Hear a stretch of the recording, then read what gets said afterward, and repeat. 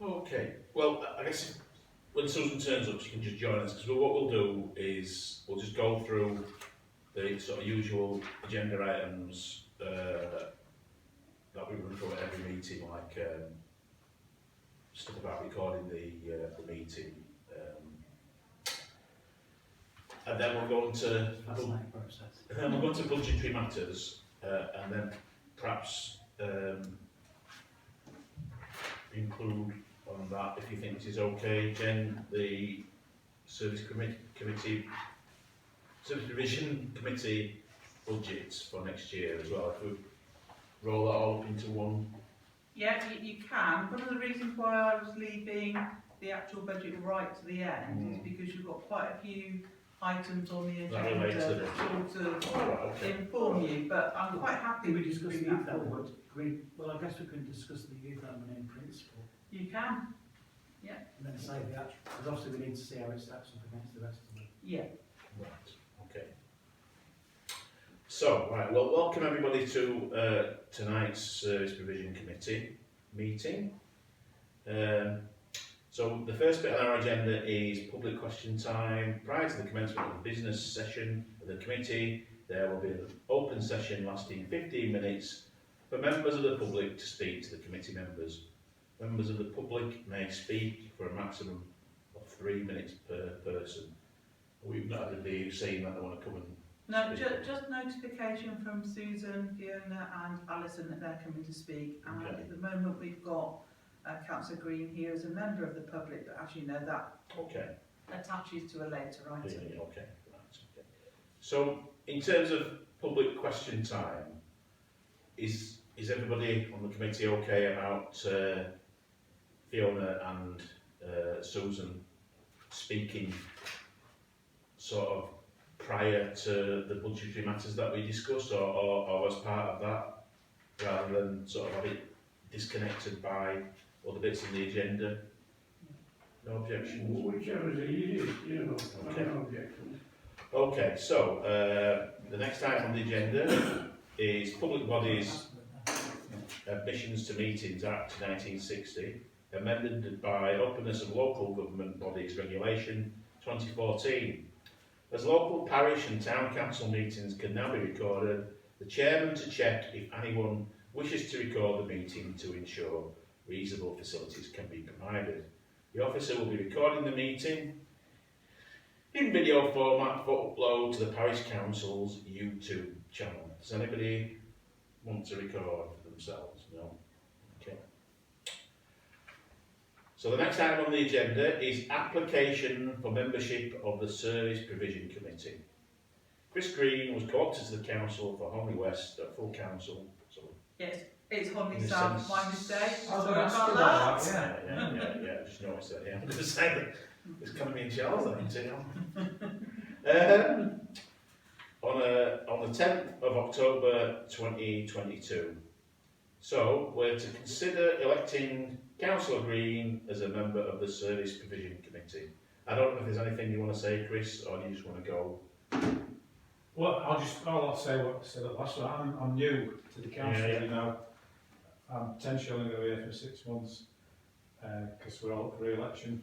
So I just want to learn as much as I can in that 6 months. Excellent. And if I can contribute, all the better. Yeah. So, do we have somebody to propose that Chris joins us on the Service Provision Committee? I'll propose it. Yeah. Second. So all those in favour of Chris joining, brilliant. Right, you're in. Thank you. Apologies and reasons for absence. Any apologies for absence with reasons received by the clerk will be circulated by email prior to the meeting, in line with previous resolutions. These will be considered together. Councillor Hall, as a dispensation for a six-month period of absence, being granted a full council, being granted by full council on the 11th of July 2022. Apologies and reasons for absence. Sorry, I've missed that by email. Yes, so we've received 3 apologies from Councillor Tom Dixon, Councillor Mary Blacker, Councillor Jason Brooke. Now on the email I sent out, I did put what the reasons were. I mean, they're not confidential reasons. I'll be Okay. quite happy for me to share and it be on the video. Both Councillor Dixon and Councillor Brooke can't make the meeting due to work commitments, and Councillor Blacker can't make the meeting due to a meetings clash. Okay, thank you. So, I think we can just go to accept those apologies. Yeah. Members and officers' personal and disclosable pecuniary interests in items on the agenda. Members of the officers' personal and disclosable pecuniary interests in the items on the agenda to be recorded to the committee, report to the committee for consideration. The only thing I'll mention is that I'm a trustee on Friends of Pondley Library, and I've got some involvement with the sort of management committee of Pondley Youth. And I'm in a similar situation. I've got no financial or voting powers, but I am involved in conversations with Cafe 100, Pondley Youth, and work colleagues who help with enabling youth at Felix Centre. And I know all the people that are going to attend us shortly in professional capacity. Okay. Written requests for new DPI dispensations. One DPI has been received and will be circulated prior to the meeting. The redacted DPI will then be uploaded to the HVPC website. Now, I've not had a chance to look at the email. Just Richardson. Before we go on to that one, Chair, can I just ask if we can be absolutely crystal clear, because we've had interest disclosed by yourself and by Councillor Carey, and I think the committee needs to decide whether you can still input into those items and have a vote, given that you've explained that you don't have any voting rights with the various youth organisations. But for example, could you make clear, Councillor Rees, that you won't vote on any of the Friends of Pondley Library? Yeah, I'm not going to vote on anything to do with Friends of Pondley Library. And what does the committee want to do about the interest that Councillor Carey's declared? They're still happy for, still going to have a vote? Because there's no financial, he's explained what the involvement is. I don't have any objections. Anybody else have any objections? No. I'm not with them, yeah. Thank you. Okay. This next item, this is Chris's document. All right. Okay. Right. Fantastic. Is it? Yeah. Sorry, Chris, I'm talking about you. Everybody has to fill in a disclosure thing, and so Chris has filled it in. Chris, which colour is that? Chris. Yeah. And it's just said that you're involved with Home River Connections on the Green Party. Yeah. So that's sort of standard declaration. There's nothing No, nothing on there. So. unusual. Okay. Do you know that? Sorry, to your benefit, you know these get screen grabs and put on the internet. Yeah, I've looked at them. People's, yeah. I'm not working out what to put on I've had a there. bit of brief about Yeah. them, that's all, but Yeah. don't worry about it. Okay. I don't have any problems with that DPI dispensation. That DPI form. Was there any? Okay. Is everybody else okay with it? I mean. Items on the agenda to be discussed in private session. The committee is to consider whether any items on the agenda should be discussed in private session. Is there anything on the agenda that anybody thinks might be a private item? The Garside situation, is there any, it feels like that's less, it's all in the public now, isn't it? That it doesn't feel as if it's private, needs to be a private conversation anymore, would you agree? I would absolutely agree. In fact, I think it would be better for it to be, yeah. Because we've sort of moved on with it, really. Yeah. The next item is minutes of the previous Service Provision Committee meeting. The minutes of the previous meeting of the Service Provision Committee held on the 20th of September 2022, numbered 222323 to 2, 3, 4, 5, inclusive, were approved in full council on the 10th of October 2022.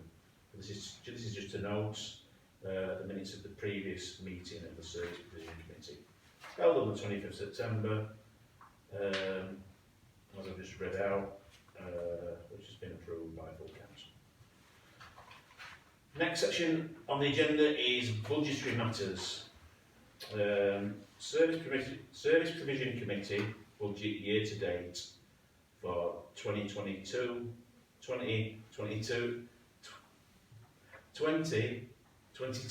23. Understanding orders, the Service Provision Committee makes financial decisions for a number of community assets, grants and projects.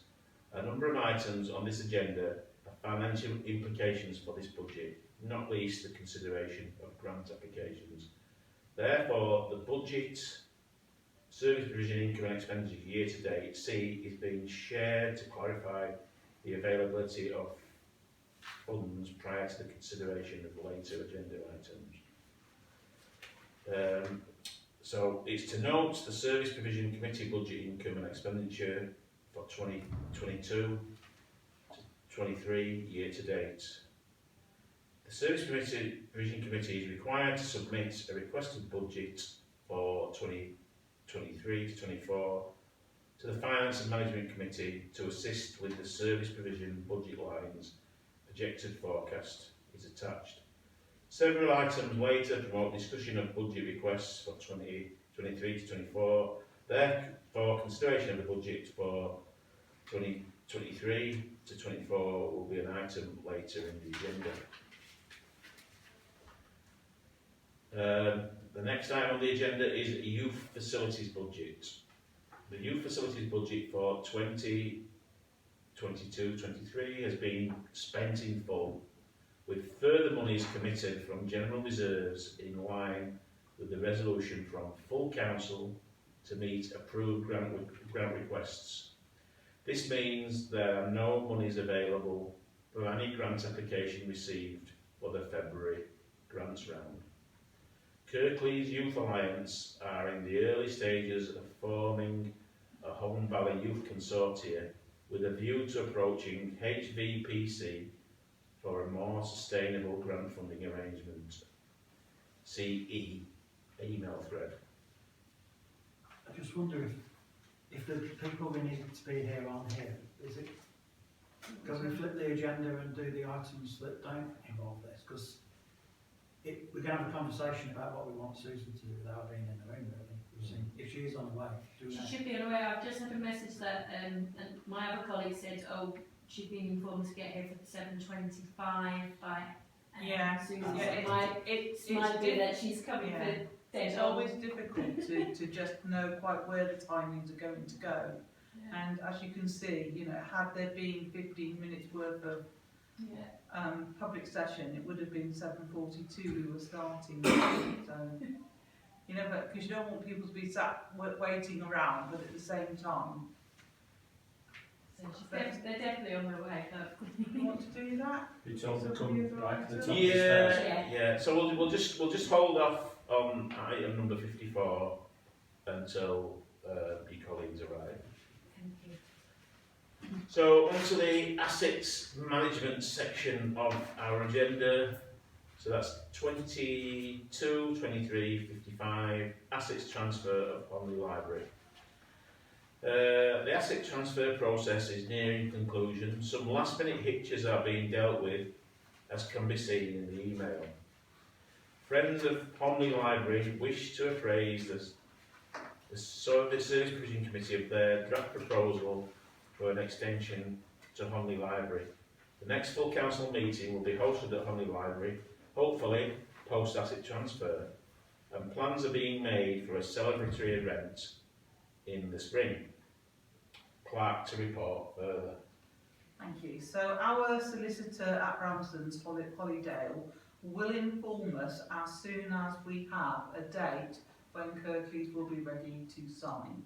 We don't have that date at the moment, but I understand it is imminent, and that's literally what we are waiting for, an agreement regarding the date. I've talked to Jenny Lockwood, who is Chair of Friends of Honley Library. There was an attempt to schedule in work on the fire alarm installation that we've talked about at previous meetings and so forth for late November, but because we are still waiting on Kirklees for the sign-off, that's now been rescheduled to January, when we can feel more confident that everything will be signed off and the asset transfer will have taken place.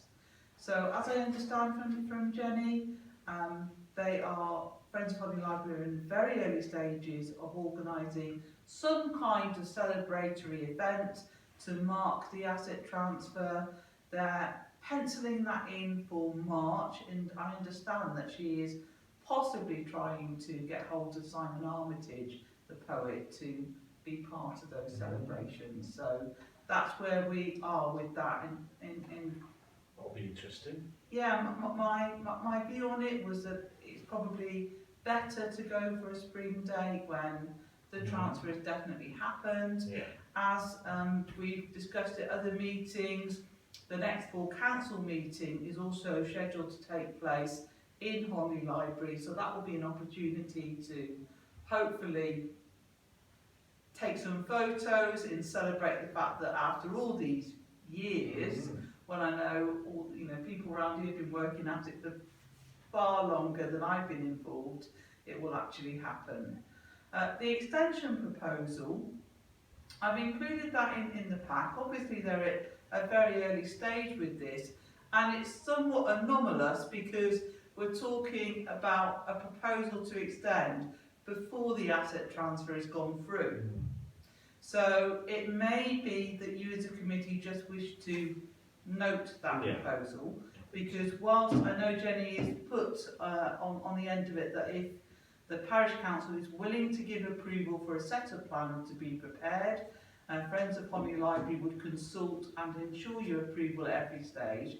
I wouldn't advise you at the moment to give consent to that, because you don't yet We need to own the building. Yes. Yeah. So it's also putting the cart before the horse a little bit. So I think this is just them to note the bit about the extension, isn't it? Really, rather than. But it's good that Friends of Honley Library have kept us abreast of some of the plans that might be part of what they want to do when the asset transfer has happened. Yeah. Couple of points. When on Jenny's email, which includes an amusing email about this trust, it looks like it's sorted. I mean, there was some arguments about the ownership of these shelves. So are we as a parish needing to agree with that change, even though the shelves are arguably not the council's, but they're saying they are? It just seems like I think what the situation is that if you don't mind me, that the library shelves were funded by Friends of Honley Library, and there's some adapted by a local business, so that they've got wheels on the bottom that you can push them all the way to the back, so make a bigger space to do other things. Yeah. But I think the feeling of Friends of Honley Library is to make sure that it's not an impediment to progress in the asset transfer. Let's just agree and say the Kirklees' responsibility, and if there's a problem with them, then Kirklees has to replace them or repair them. So it's not a parish decision, effectively, because that was a Friends of Honley Library decision. That's what I was just being clear. But it was. What I've included it, councillor, is it's an illustration of the many minor niggly hitches there have been along the way to this asset transfer. So even though I'm reporting to you here that our solicitor tells me we are literally just waiting for dates, nothing will, until it's all been signed off, it's not signed off. Okay. And then the second question was, am I right in thinking, without me scrolling back to the budget, that we've still got a budget line with maybe 15,000 for Honley Library on it? We do, So if they have got any, well, I suppose my question is, that money is for refurbishments, changes, improvements that I suppose could and should be done immediately really. But until the asset transfer goes through, do we know if they, are Friends of Honley Library, maybe this is a good question for Sean, where you like Friends of Honley Library at, is there immediate works that they need, apart from the bigger ambition for the extension? I think, Something like 15 grand needed for the first thing is the fire alarm, isn't it? And I think part of that £15,000 is to do with the utilities, isn't it, as well? Right. Full council has already approved, you know, as soon as the asset transfer happens, that money can be released to pay for the fire alarm installation and the other remedial works that are needed immediately. Yeah. So that has been looked at previously and the approval is there.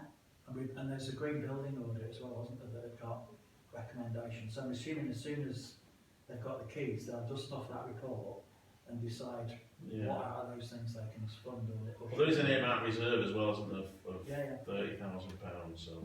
All of which can be considered once they move into the next phase about their extension, I guess. Yeah. But you need to do one thing at a time. Yeah, yeah. We've got lots of ambition for the building, and I think, you know, it's an asset that could be more fully realised, I think, as well, and more. A very talented group of people. Absolutely, Absolutely. yeah, absolutely. Well, they're even to get free architect to project manage that extension works. Okay, so on to the next item. Item 56, the Home Firth Civic Hall Community Trust. The following document has been received by Home Firth Civic SPC Update. To consider the report from Home Firth Civic Hall Community Trust and any actions arising. Can I talk to it? Yeah?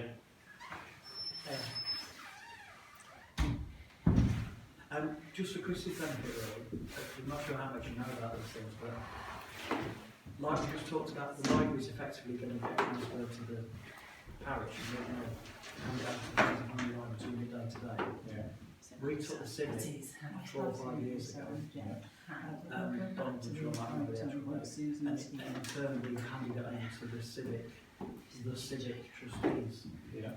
So they, me and Pat at the moment, soon to be me and Andy in the council, sit as trustees on that committee. So I attend another meeting that's about the civic, it's about this building. Yeah. And their officers, of which they've got 3 now actually, generate this update report, which basically, so the thing at the top that's really confusing, the table that shows 157 grams worth of work, that's really, a lot of that relates to the practical physical works that are going on in the building at the moment, because there's loads of work that's been gone on to improve the toilet downstairs and the stairwell, and the fire escape that hasn't happened. So that's what that is, and then they list, well then they've listed, because I wasn't at the last meeting so I was a bit surprised to see this, there's quite a long list of things they're planning to do. All the activities. It's 90 grand. No, on the underneath that they talk about exterior works, gardening, landscaping, that's all decoration, Yeah. refurbishment downstairs kitchen, refurbishment of the upstairs kitchen. So they basically listed what's a massive wish list of to-dos on this building. But is this their money they're spending on our money?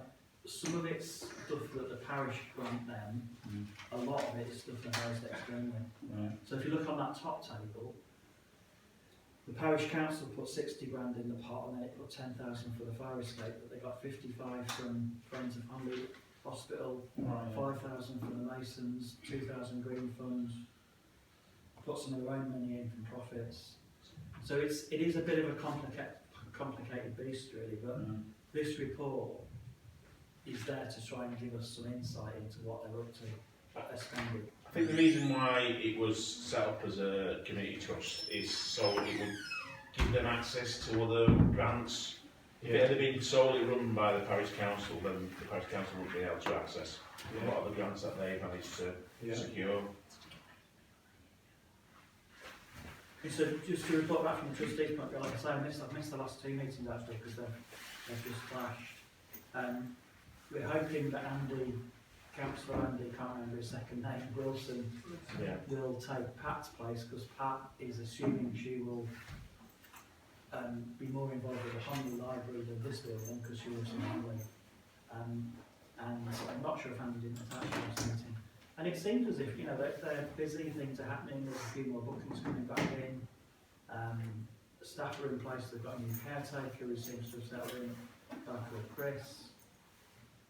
I don't think there's anything, the only thing that it does raise for our budget considerations is they've obviously still got quite a large capital programme that they want to fund, and I guess any contributions towards that would be gratefully received.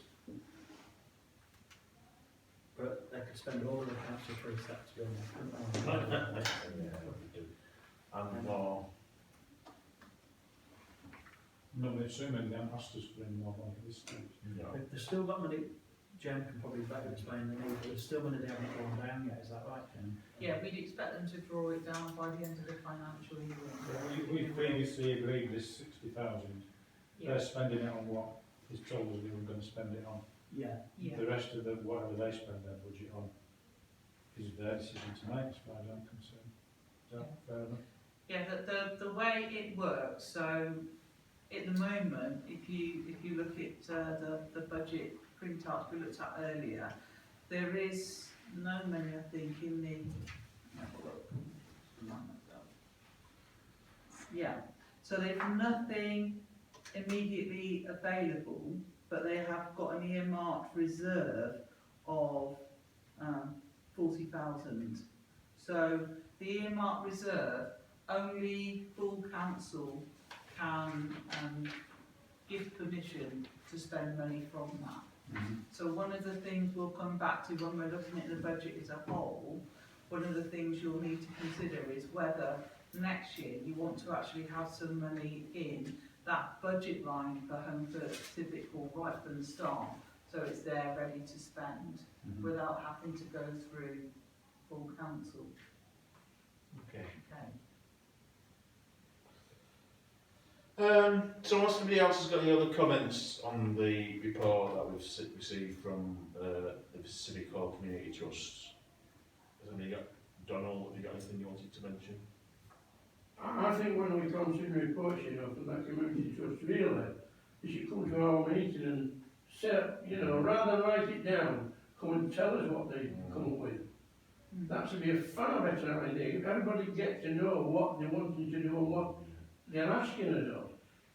Because it gives us a Writing chance to things ask down on questions. pieces of paper, you know, it doesn't mold very well when you're all sat down there trying to discover what they're really wanting. Somebody from the trust should come out of the chair, or deputy chair, or somebody out of the finance of the committee to say what they're wanting and lay it on the line so we know where we're going. I know their new business manager, Dawn Whiteley, who's prepared this report. She always says every time she sends me this report that she would be very happy to come to one of these meetings if we asked her to.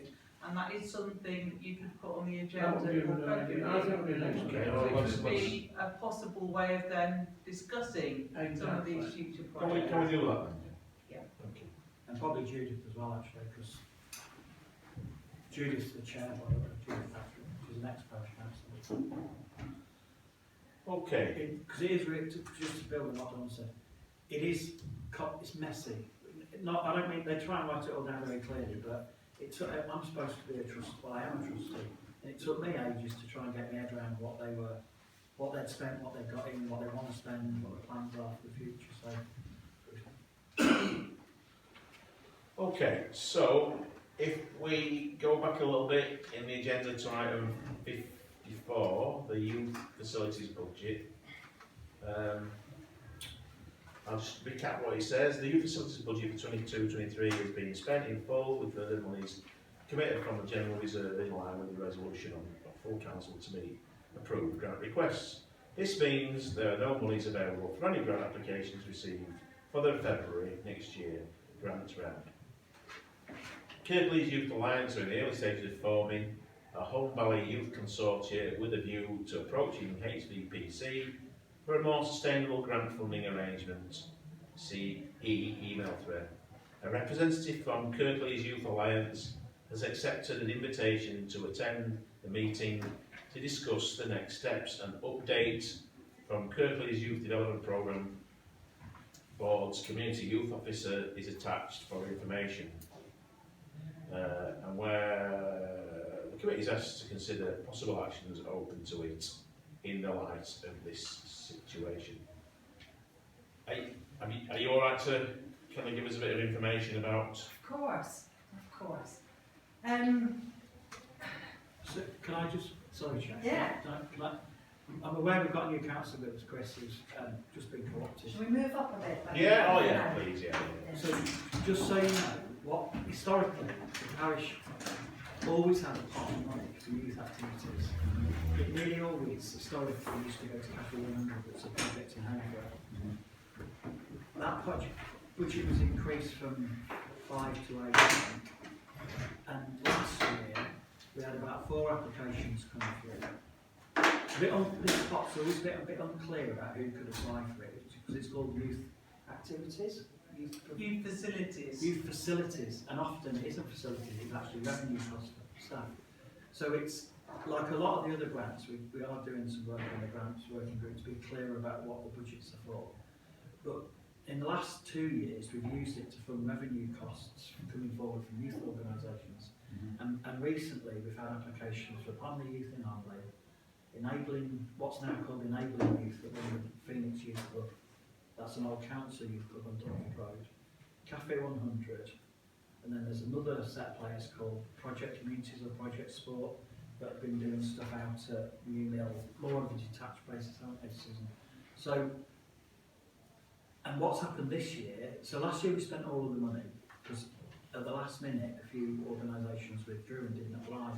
This year, they all applied, and then we managed to not process an application in time from Project Community, so we agreed that as an extra item at the last full council. So we're trying, and this is why Susan's here and hoping to work with us, to get a lot more strategic, joined up, forward-thinking plan to support these youth projects, which is not easy, no doubt you'll explain, but that's the history of why we've got to where we are. There's more demand than there is budget, way more. And we got 20 grand's worth of applications last time, we only had 8 grand on the table. So Yeah. do you want to add to that? No, if you could just sort of introduce yourselves and then, you know, speak to what we've been discussing really in terms of, you know, the youth provision in the whole valley. Yeah, I'm finding a couple of presentations that a couple of slides might be really useful, Yeah. especially to give you a bit of wider context, I guess.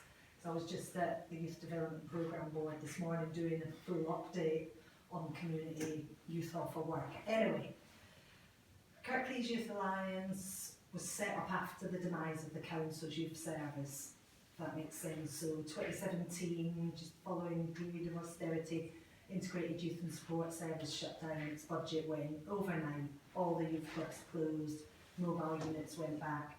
So there's a massive hole in terms of community youth provision across the district. And long story short, Kirklees Youth Alliance was set up to make the best use of the voluntary sector provision. So when the council's provision stopped, there was just little pockets of activities going on by voluntary-led and charitable organisations and that.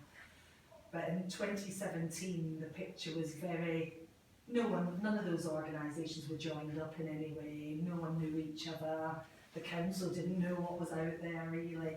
And so basically, I became a development manager I was actually for TSL Kirklees, which is the main voluntary sector infrastructure organisation locally. So the council did pay some development money, and I was based at TSL, and I went about engaging with all those voluntary organisations, sort of mapping them, I suppose, finding out what was out there. So I was doing that, and then started joining them together, so started doing a little newsletter to make them feel connected to each other.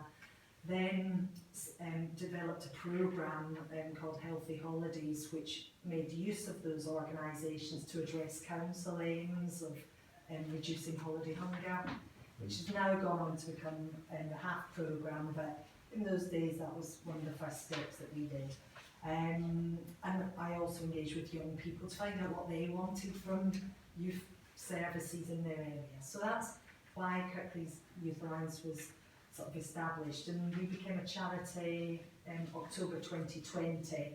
And we're now, you know, a year and a half in as a charity. We've got 93 members. So look today for the report that I presented to council earlier. So those 93 organisations are all spread across Kirklees, and we do quite a formal now newsletter every month about funding opportunities and training and everything. We have quarterly network meetings, etc. So we do that, we provide infrastructure support, then we act as the voice for the sector, and that's really what this work's about. So I try and represent the sector, I suppose, strategically on partnerships and things, and I do that locally, regionally and nationally, really trying to make the case for more funding, etc., and better ways of working. So it basically started, the history of the Home Valley Youth Offer, as we call it, started about 2.5 years ago with the hub coordinator, Lawrence.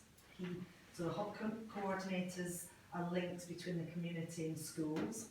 Hence why I've got these two ladies with me, because they're the current hub coordinators. So they're working with me on this, and I think it was nice to introduce the three of us, I suppose, to you. So Fiona covers the Home Firth areas, so it's Home Valley, South, Hub, and Alison covers North Home Valley. So together we're collectively looking at the Home Valley and looking at youth activities together. So we're now the key steering group, as you would call it, but we've got a wider comms group, so we keep you guys up to date as best we can, the other elected members and various council departments.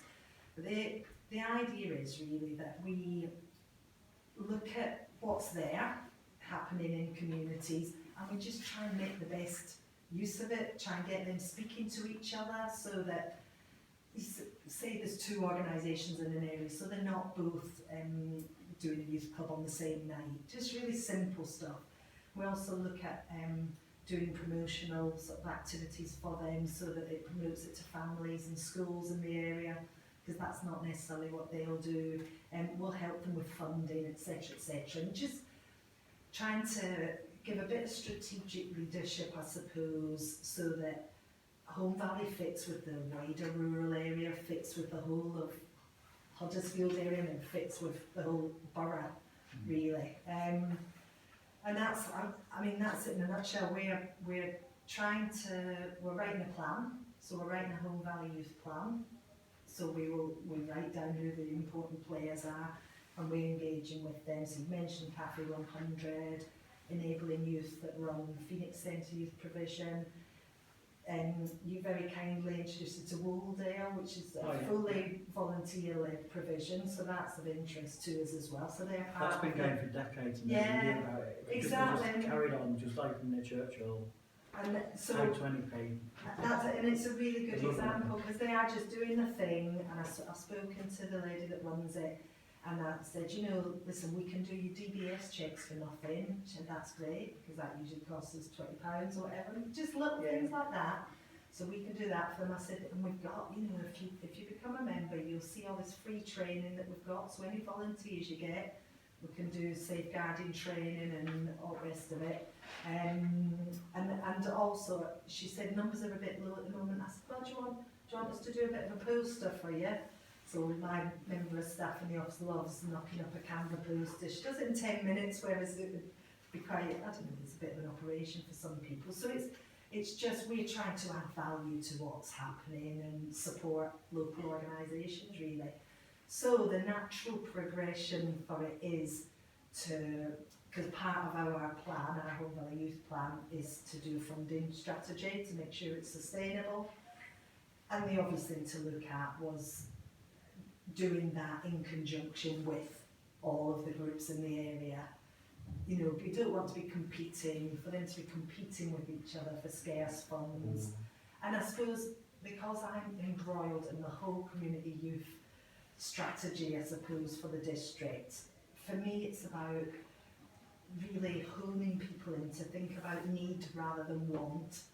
And I think, if I can speak bluntly, the sort of activities that have been happening in Homley represent a little bit more about what people want rather than what people need. So a lot of people want youth activities in their area, but they haven't necessarily, and the tech was similar, they wanted stuff to happen there, but it wasn't necessarily because of an identified need. Does that make sense? So we're trying to be very much focused on the needs of the borough, and then, long story short, we're just trying to get core revenue costs. So how do you know what those needs are? That's what we've been working on. So we've been meeting, we've had our second meeting together, and we're doing really focused work. So we've got a folder where we've been in touch with Northolt Hall about mental health and well-being, the drugs and alcohol youth service locally, so they're providing stats. I just got the base. I got the police reports the other day, so we've got ASB data, but also victim of crime data. So we're digging underneath all of it, because especially in an area like the Home Valley that doesn't fit into the big demographic, the social deprivation stuff, because it doesn't feature in those, but it does feature in other areas of social issues, like those pockets of, and young people in drug and alcohol misuse, sexual health, emotional well-being and stuff. So the ladies have been in touch specifically with the school to find out about education attainment and reasons for exclusions. So we're digging underneath it, and that's what the plan's all about. So we use because it's professional youth work really that I'm talking about, and we use something called an IOMI plan, which is M for needs, A for aims, objectives, method, implementation and evaluation. So they're all the areas that we're looking at, and we are just really getting underneath the needs at the moment. So we can say, look, the Home Valley, clearly, there's a lot of things we can say the whole borough needs, because there's a lot of nationwide data around young people and how they've experienced disadvantage because of COVID, and there's general things about young male suicides going up, and teenage suicides going up, and self-harm going up, but we're trying to get much more into real local data as on top of that. So we are looking at needs-based, and that's to help you guys, to help everyone that's involved in any part of this system. And that's what I think, is part of the nice thing. I prepared a little presentation actually, and I can email it you after, but it's been really hard. I've got Cafe 100 signed up to work in a joined up way with us, and enabling youth that are running the Phoenix sessions. But I haven't heard a dicky bird from Homley, which is really interesting. Well, I have been involved with Homley Youth, Right. and I think what would be really good would be if somebody could come along from Kirklees Youth Alliance, just to, because I think you've attended the Homley Village Community Trust I meeting. get a bit confused about Yeah. what's what there. Yeah, it's just a bit of an offshoot, is I went to Yes.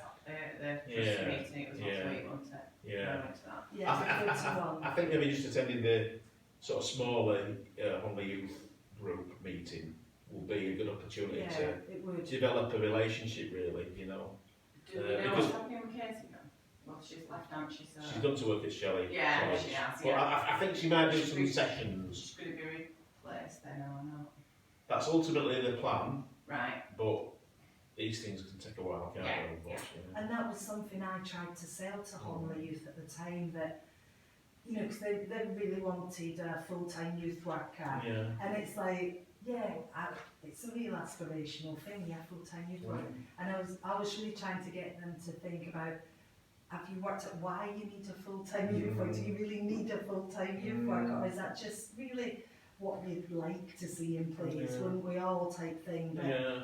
is there opportunity to, because for me, an ultimate ambition would be that every young person in the Home Valley had a named youth worker, like they have a careers advisor. Yeah. And it's not that you need loads of youth workers, but just so that young people who are experiencing difficulties do know there's someone. And that's the other point about, you know, the youth services that we are talking about. It's not just like going to band or going to trampolining class. It's about going to a safe space where you've got trusted adults to speak to, where you do informal education, and it's about social and personal development of young people. It's just different to, a lot of people say, oh, there's loads of youth activities happening in Home Valley, for instance, but if you ask little Johnny who's struggling with something, he got a place that he can go to. You know, it has now, because we've got the Phoenix and stuff, but it's those places that do provide that little haven for young people that are struggling. Person or a round person or a whatever. So yeah, and I was speaking to all the youth about potentially, you know, a youth worker at the time, because I was in the process of handing over the Phoenix Centre to enabling youth, but at the time I was putting to them, we could share a youth worker, we could employ one collectively, and they could do 2 nights at Phoenix and 2 nights in Honley, and just think more collectively about it to be efficient. So that's the movement. But it's like, when I was preparing for this meeting, it's difficult because they're charging different things and work in slightly different ways. And they've got different assets at their disposal. So, you know, Cafe 100 get the venue free, Phoenix Centre costs £56 a week, you know. So, but the offshoot is enabling youth only employ qualified youth workers, and Cafe 100 doesn't, so they pay slightly less salary. But so I mean, I would like to look towards people agreeing a rate for youth work, you know, and just to make funding easier, so that you're, because my thing is that lots of different projects are going for funding, small pots of funding, and fighting for it, and you as funders are just, it's really difficult to wade through all that, but I think we need to all work together and agree what we will fund, what we won't fund, and I think I know I had a conversation with Doug's about perhaps having a section of the youth facilities budget, or rather than having a youth facilities budget, an amount that perhaps we could try and have available for youth provision at different locations within the Home Valley, you know, and then maybe have a sort of a bit of a youth facilities budget to add on to that, really, because it's you know, I think it's an important, well, I feel it could be an important part of it's an important part of what we already do, but yeah. I think I there's a agree. potential for more, really, you know. Because what I'm pushing for with the council is that, right, because at the moment youth projects, and I call them that because they are short-term funded. Kirkland's Council, yeah, sorry. They're funding things through things like the Community Plus Fund and violence reduction strategy, and it's all these small projects. And so we'll say there's 60 grand being spent in that way on short-term project funding, and I think we need that to be spent in a more commissioned way, so that 60 grand goes to a skeleton youth service. Now that wouldn't reach Home Valley and Colne Valley because they wouldn't be seen as priority areas, if that makes sense. So I can see my relationship building with Parish Council, because I'm working with your colleagues over Dinbydale and Kirkburton, and then there's the Meltham Town Council. And I think the rural area especially is really well suited, so I want to help you understand the sort of, you know, what's going on in youth services at the moment. And the big challenge is access to that core funding. There's funding for projects out there. There's quite a lot of charitable funding, but I think what organisations struggle, and what I feel that the likes of parish councils should be funding, is recognise where you want provision to take place and fund that core staff and venue, if you like. Because we've developed it, for example, at Phoenix, so that there's a small entrance fee now, and that now pays for the like ongoing materials and stuff, as an example. So they shouldn't ever have to bid for that now, because they're bringing in the money there. But I think the staffing costs and venue costs would be lovely to look at. And, you know, when I was at Cafe 100 and enabling youth to send me what their core budget would be for next financial year. And Cafe 100 runs 3 sessions a week, 3 5-hour sessions, and Phoenix just runs 2. And so for me, it's like you guys thinking, what do we want to fund? What should we be committing to? Obviously, do we need 3 sessions here or 4 sessions there? Or do we just fund a session there, and a session there, so we know that our area is covered? It's got an offer, a basic offer. So I suppose just ideas I'm planting, I suppose, and opening a door to conversation. I'm happy to provide information at any point. I'm happy to work with those groups to sort of build that picture. I can tell you now, they both were saying, Cafe 100 and Enabling Youth were both saying around 13,000 for their provision per annum. So that's like 26,000. So it just gives you that ballpark figure. But I know how you could shave money off that straight away from looking through their budgets. Work. Can I ask a couple of questions? Yeah.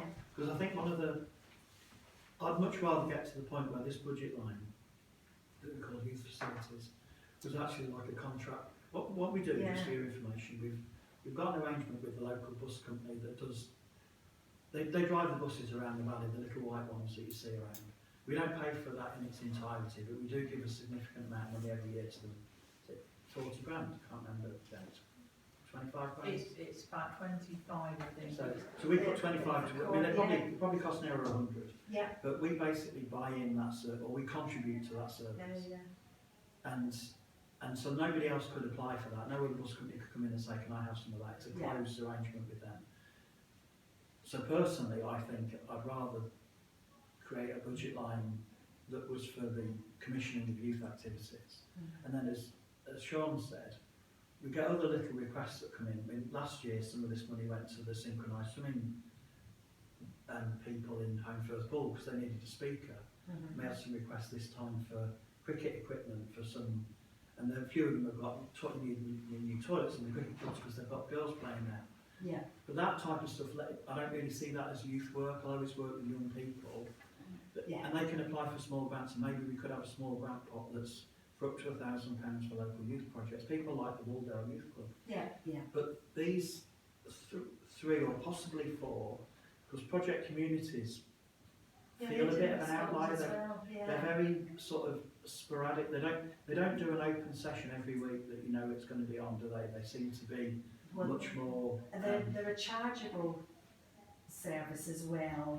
It's about £5 a session, isn't it? I think, isn't it, for additional needs, young people with additional needs on a Friday night? Well, I've never really understood. I mean, I've seen their applications, but I know they've had some summer activity budgets, haven't they, as well? Yeah, they are very, very active with half funding. Yeah. So a sports organisation, they're contracted. They've got a lot of contracts in schools. Yeah, they So are. through the day, Yeah, they might run, not school, yeah, but they run it's PE chargeable. classes.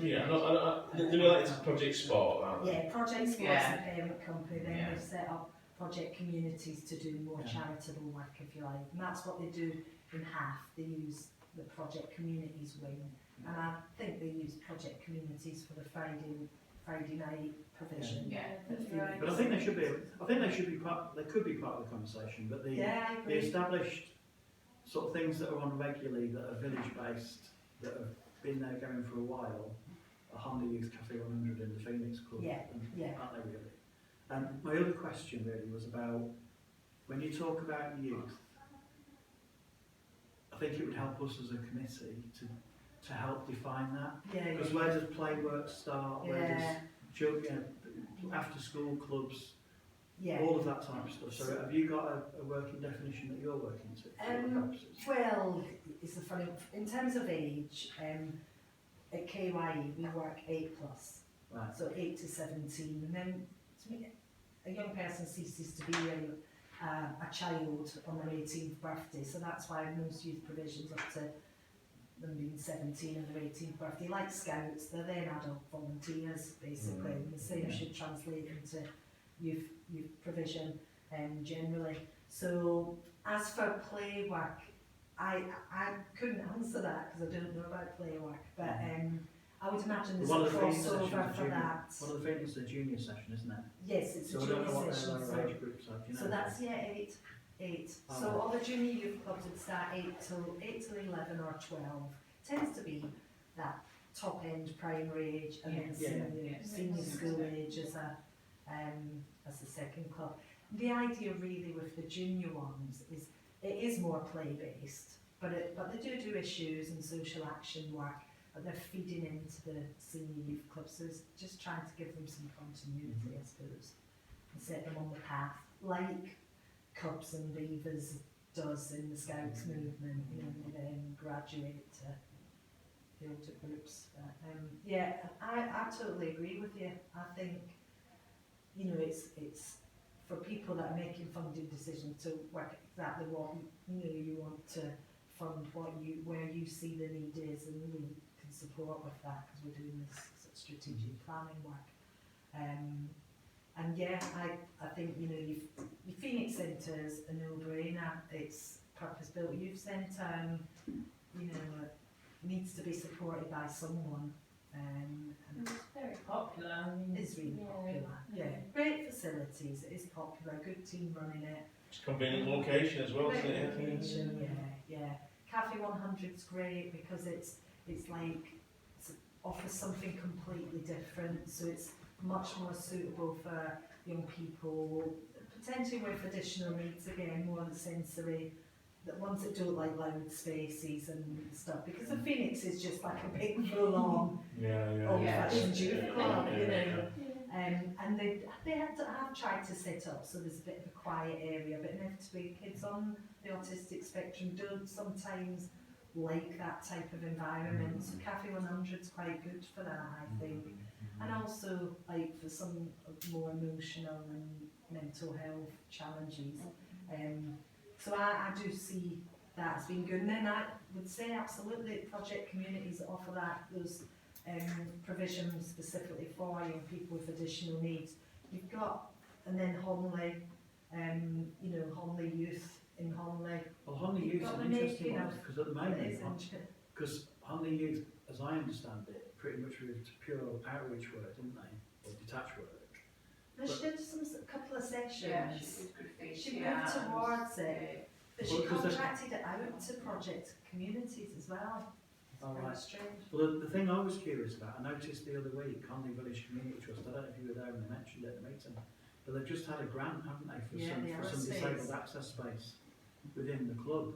So I'm assuming if they've had some capital monies to make some improvements to the hall for disabled access for your youth, then they'd have to do some disabled youth access activity in there to just. Well, I didn't know it was for that. I thought it was for, it might be a different bid. I only saw something in the paper saying what the money was for. Well, it's for a container, a separate container. Yeah, Is it a yeah. container I that's? heard that. Yeah, there is a plan to have a sort of youth hub that's built out of a larger shipping container that's been sort of Right. decked out inside and located sort of where the skate park is in Homley. Ah, right, so not to use the old Homley Youth Club building and the village No, hall. it's, Right. and I actually wrote to the councils, our space, the Kirklees councils, our space team the other day, because I knew about Kezia leaving and I've not got any response from the Homley people, so I don't know what's going on. So I wrote to our space people and said, can you just confirm exactly what the Homley money is for? So because presumably that means then if that's Kirklees council funded, there shouldn't be many restrictions on the usage of that, if that makes sense. That should be open access, because that whole fund is about increasing accessibility to young people. So I'm going to be one of the pains in the next, like, poking the people that have got this money to make sure young people are benefiting from it. Because I've already found some holes in other bids. So it's just that level of challenge, isn't it, that we should all give to people if you're getting a lot of money for something. If we can get all of them on, if we can get at least those three and maybe the four of them together. yeah. We need to have a conversation about the budget line anyway, don't we? Should run it on the agenda later. Yeah, it'd be good for us to go to that as well, because getting in touch with from the youth and the community trust, I've met with Brent on the library, but that's as far as Well, if got. just take my contact details. If you're struggling to, just email me and I'll share. Thank you, thank you. Sorry, Tim. So you're some way off really being able to put forward, because the committee's Yeah. having to decide today Yeah, what its budget request is yeah. for 2023-24. I know, and I'm sorry I'm not able to. It's just when you do it, it's a lot more complicated, and it's almost it is a dialogue thing. Now, for me, it's about, if you would say to me, can you suggest a budget for one night a week at Cafe 100, one night for juniors, and one night for seniors at Phoenix, and 2 nights in Honley, say, I could do, but they all submitted crazy bids to me, crazy budgets that I'm having to properly unpick. Yeah. As you can imagine, because Cafe 100, as I said, it's for 5 sessions, so I'm having to unpick to find out what their unit cost is per session. And then when I'm doing that, I'm thinking, well, they don't need that because I can provide that for them for nothing. And that, so I think it'd be useful though, just to have a notional kind of amount that would cover all well, that's 3 why or I 4. said at the moment they were saying 13. So it's again, because I don't know what you've got available, but I think you can have a decent skeleton youth offer round here, maybe on that basis that there's. Because what's happening in Phoenix, it's Thursday night now, and the junior session happens and the senior one happens after it. So there's a Thursday night there, Cafe 100 at the moment, Wednesday and Friday. So you could almost say, well, we would fund a Wednesday night, then we've got a Wednesday night and Thursday night in Holmfirth. Honley, we might fund 2 nights, I don't know. And if that was the case, you're looking at,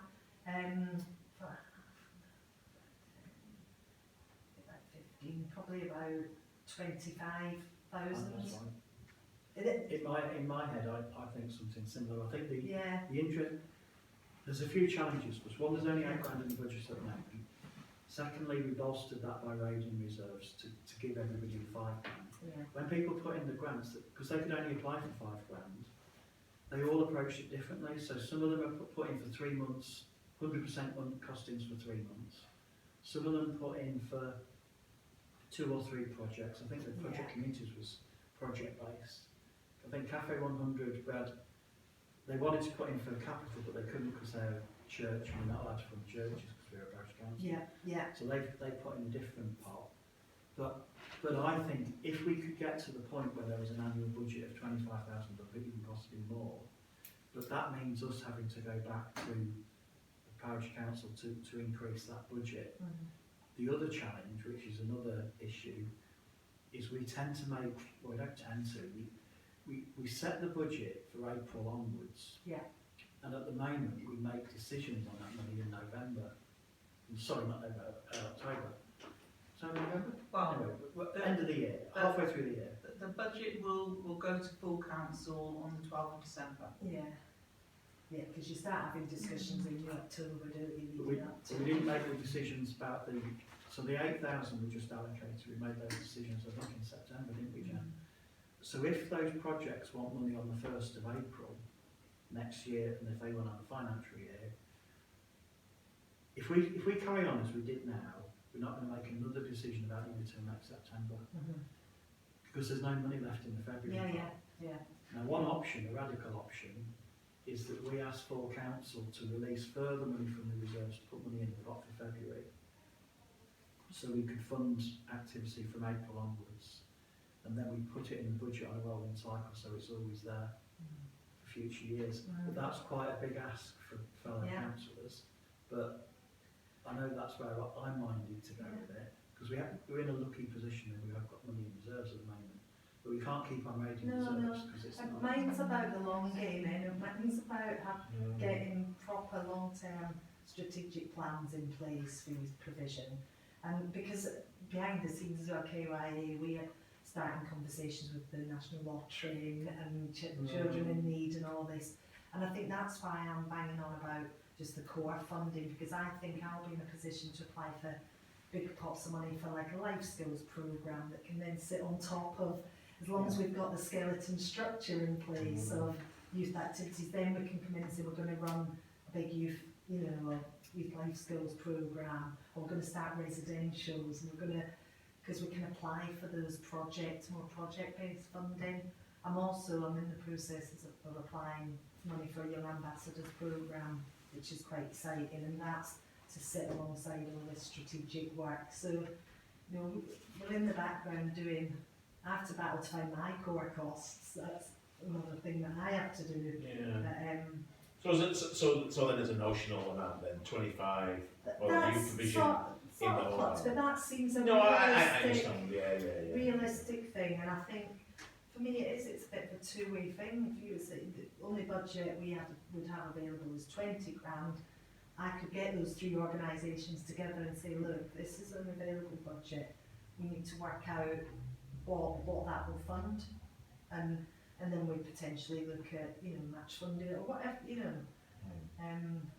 So it does feel like it should be a bit of a two-way process for the long term, and my eventual thing is about handing it over to these guys to run, So can, just for the sake of the minutes, if there was this notional sum of 25,000, how many nights worth or sessions worth of provision would that provide? So I think you were talking about Thursday night at the Phoenix, Wednesday night Cafe 100. So I was just using them as examples, I suppose. So I was probably thinking like that, well, for a definite one night at each of those locations, because then you're able to, you've got that skeleton thing in place, haven't you? So you can say to kids in Homley, there's a night there for you. Say to kids in Hungerford, there's a night for you. Kids with special educational needs, there's a night for you. So that'd be term time. Yes, term time, and again, that's how you can, and you can add value. If there's those costs in place, you can then start to go to the half fund and look at holiday funding, and you start to develop that year-round offer, because you're then using that as So it's a bit of a key to unlock other things. Yeah. It is, isn't it? So I know you want it for your notes, and I suppose I kind of go off. It's about 10 grand to run 2 sessions. I know Enabling Youth can back it. So that's probably like a junior and 2 sessions in each of the locations, if I'm honest. About 25. Two sessions at Phoenix, 2 sessions at Cafe 100, Yeah, 2 sessions Is in it Honolulu. only, yeah. And if they were comparative, so if they're like Phoenix is definitely now 1.5 hours junior, 1.5 hours senior. We've tried to combine it because we're trying to keep the costs down as much as possible. And it's the other way of looking at that, roughly, it's about £100 towards each session. Right. If you have 6 sessions a month, a week, for 38 weeks, at £100, that comes to about 24,000. Right.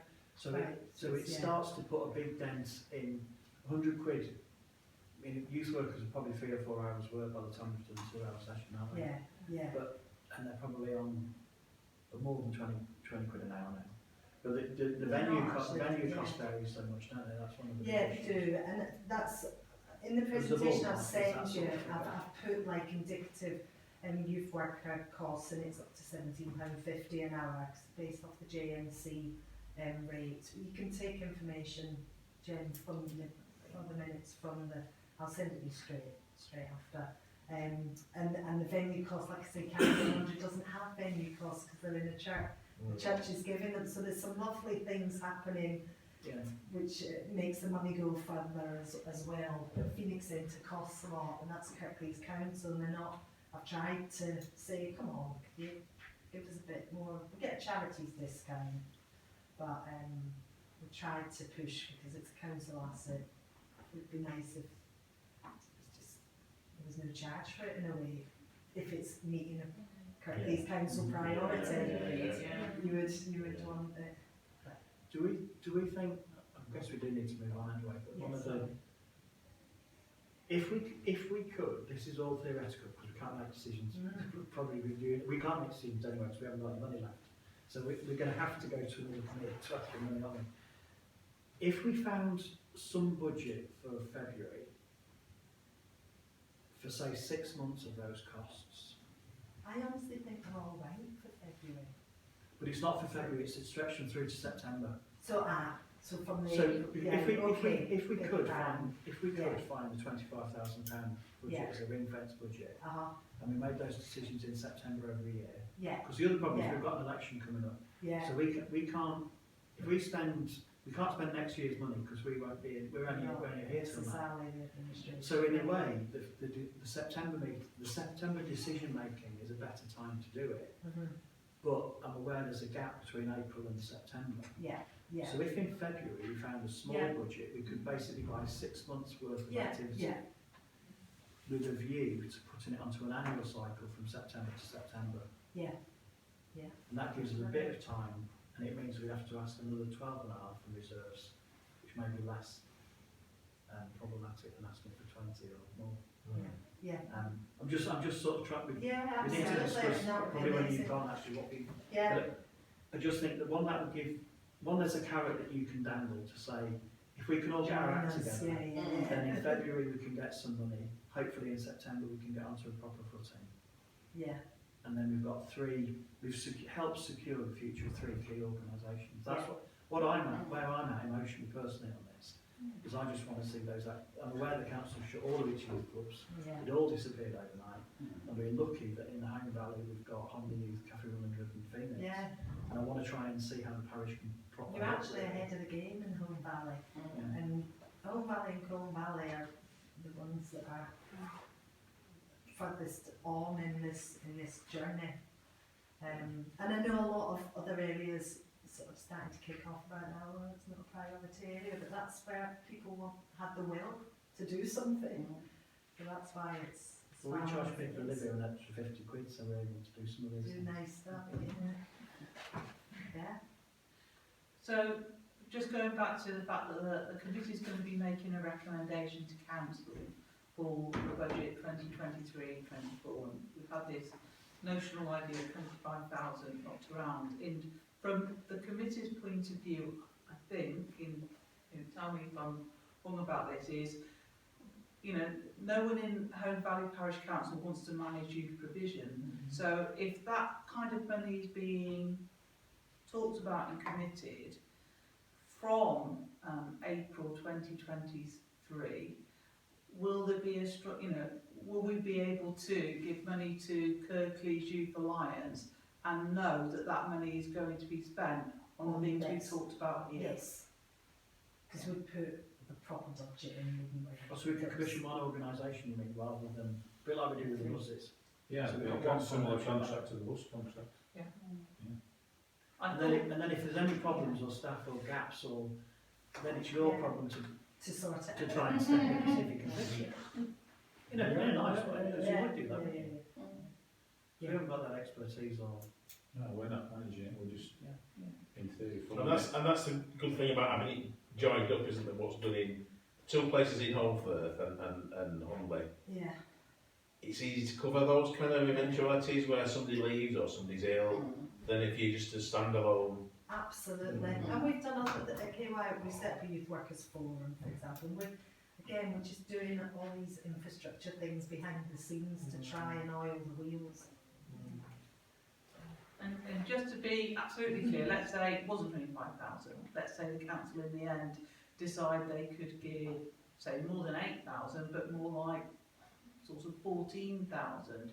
Would it still then be something we could say, right, okay, Kirklees Youth Alliance, these are the kind of things, provision the council would like to see in place. This is the money we've got. Yeah. Is Yeah. that, yeah? I think that sounds a better way of doing things, anyway, yeah. What's better, 14 or 25? Well, You surely wouldn't say that. it's just for you to say what you want. Yeah. And we need to decide what we want to kind of thought to spend and want to Yeah. spend on youth provision, and then we're going to contract it out. Seems like these ladies know what they would do with whatever money we can afford. I would Oh, we suggest. can spend it. Yeah. Yeah. Hold it, Okay, well at least we've got an idea, yeah, numbers wise, haven't we? And yeah, what what could be provided really. Yeah. Well, supporting what's already there, I guess, isn't it? Yeah, and like I say, it's all going into this plan anyway, so this discussion is in our plan at the moment, as building relationships with Hill Valley Parish Council, and we're able to, we'll add to that as time goes on. And it's just about, because I'm building relationships with One Community Foundation as well, there's Just as a matter of interest, Yeah. what about Meltham Town Council? Have you got a relationship with them? no, but I will be doing Okay, next, because that's part of, Yeah, part of Hill I've Valley. met with them. Oh, well, no, Keep it often in too. There's no youth club at the moment. provision in Meltham at all. There's bands and uniformed organisations, things like that, but there's no youth So club. that's a type clear thing. I don't gap find one for either. No, there the isn't. plan. There isn't. And I've met with councillors and things and there isn't. There's sports facilities, it's quite good for sport actually, but there's nothing, there's no youth provision like So the it's- 100 it or is, things you know, or it's- anything like that. This is almost setting a precedent for going to Meltham Parish Council as well. This is what you could. I'm sure Yeah. it listen.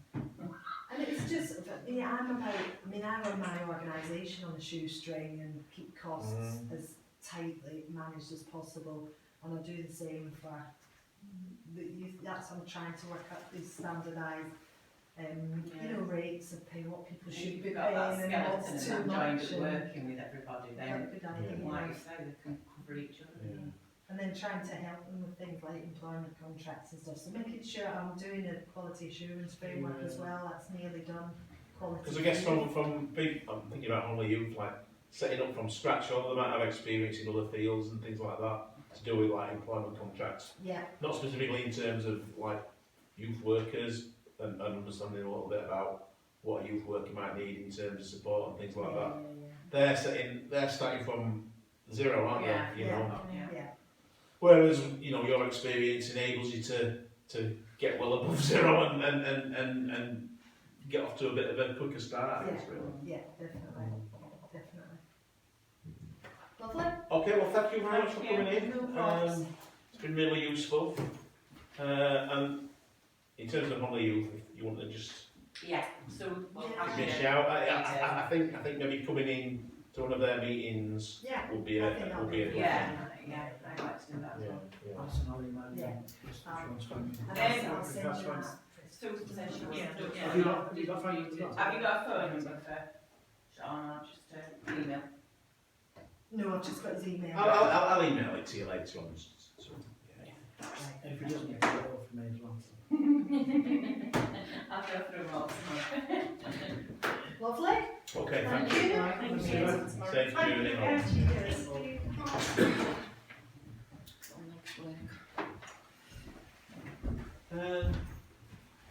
So we've got a couple of things to consider, haven't we, from this this agenda item. Excellent.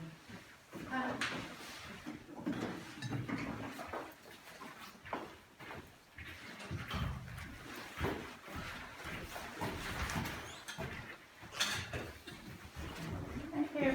Thank you. So, to consider actions to take regarding the grant application process with respect to youth facilities budget for this financial year. So basically we've got zero, haven't we, at the moment? Yes, I've had a long conversation with Rich about this in terms of what he would advise the committee to do from a finance point of view. And certainly it may be that you want to put forward a recommendation to full council at the meeting in December that up to whatever amount you want to say from general reserves is committed to youth facilities 2022-23, so that should you have grant applications in the February funding round for that budget, you've got some money to commit to it. Okay.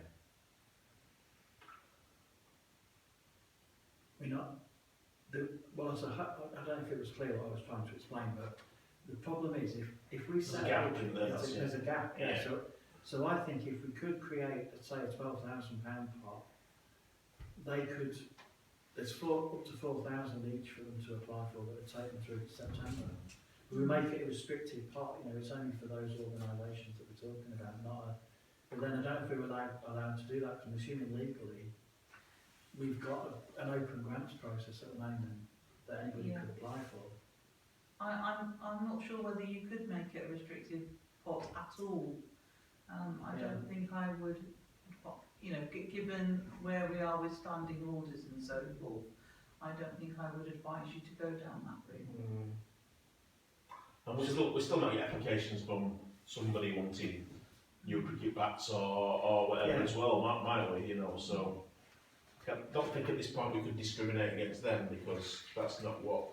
So we could just ask for a top up in the Sign pot, but we could say to people like Susan that although we've got this ambition to get this back on track properly from September in a different arrangement, there is some small grants there that they could. Yeah, it's not Can people really apply? from September either. It will be from April 2023. That's when your new budget kicks in.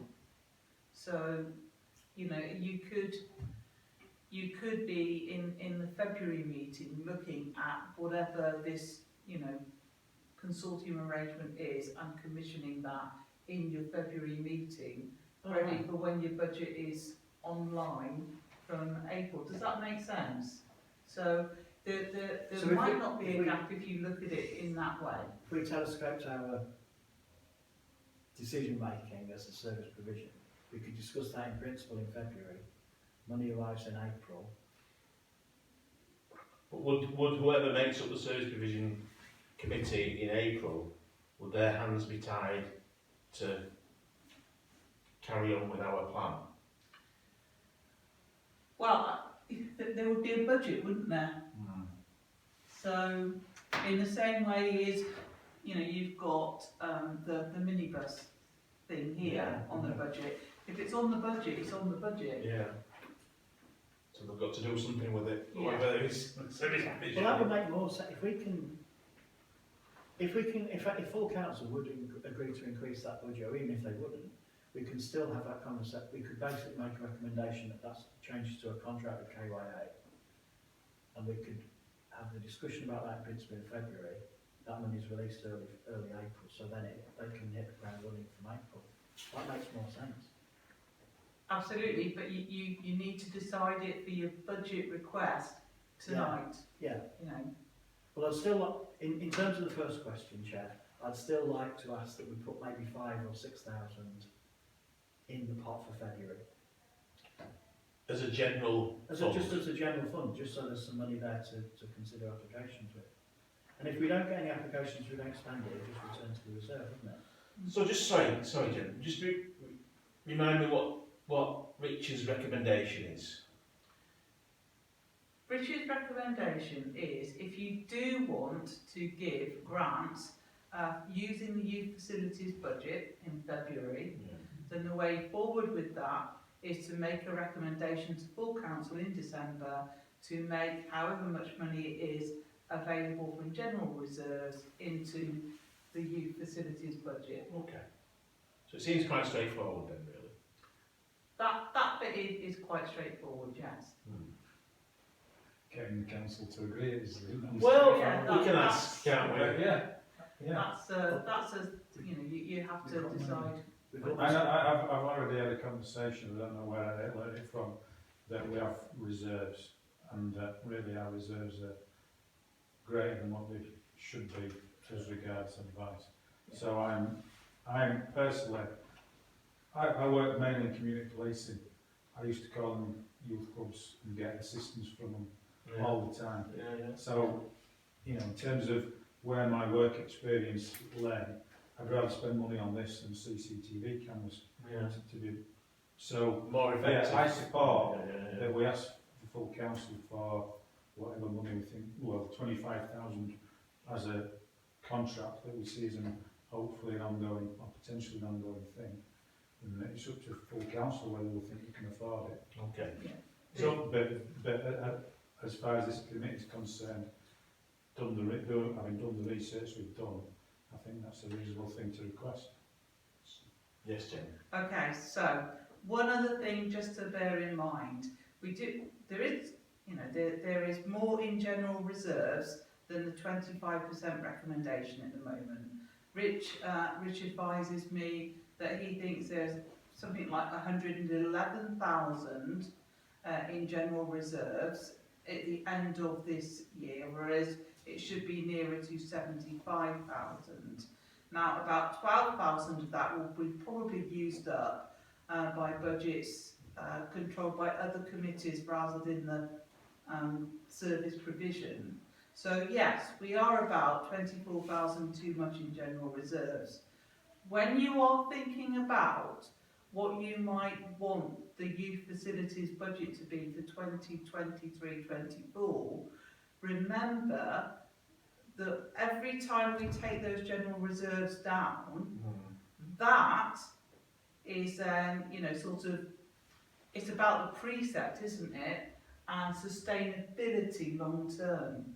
So ultimately, when the reserve hits that amount that we think is the threshold, where that's the recommended amount of reserve, we need to think about funding those things in the future. How would we do it? And I guess it'd be the precept, wouldn't it? So either raising the precept or cutting other services, isn't it? So you just need to be mindful about that, because when it goes to full council, that will certainly, you know, that will be a big discussion point. Okay. But one of the ways forward, this, I mean, I'm not, and I might be a minority view on this, I'm not averse to putting the precept up anyway, but we could, next year, say if we were trying to get the 25,000 pot, you could say, well, we'll take so much out of core budget, we'll take 50% out of reserves for the next 2 years, couldn't you, in principle? So we could make that pot of partly out of reserves and partly out of precept monies. But I think you need a separate decision today first. You first need to know if we're asking full council for extra money to be released for the February. Yeah. And that's one decision, isn't it? Yeah. I mean, I propose 5,000 for that, if that's Okay, I'll second that. How do we feel about asking?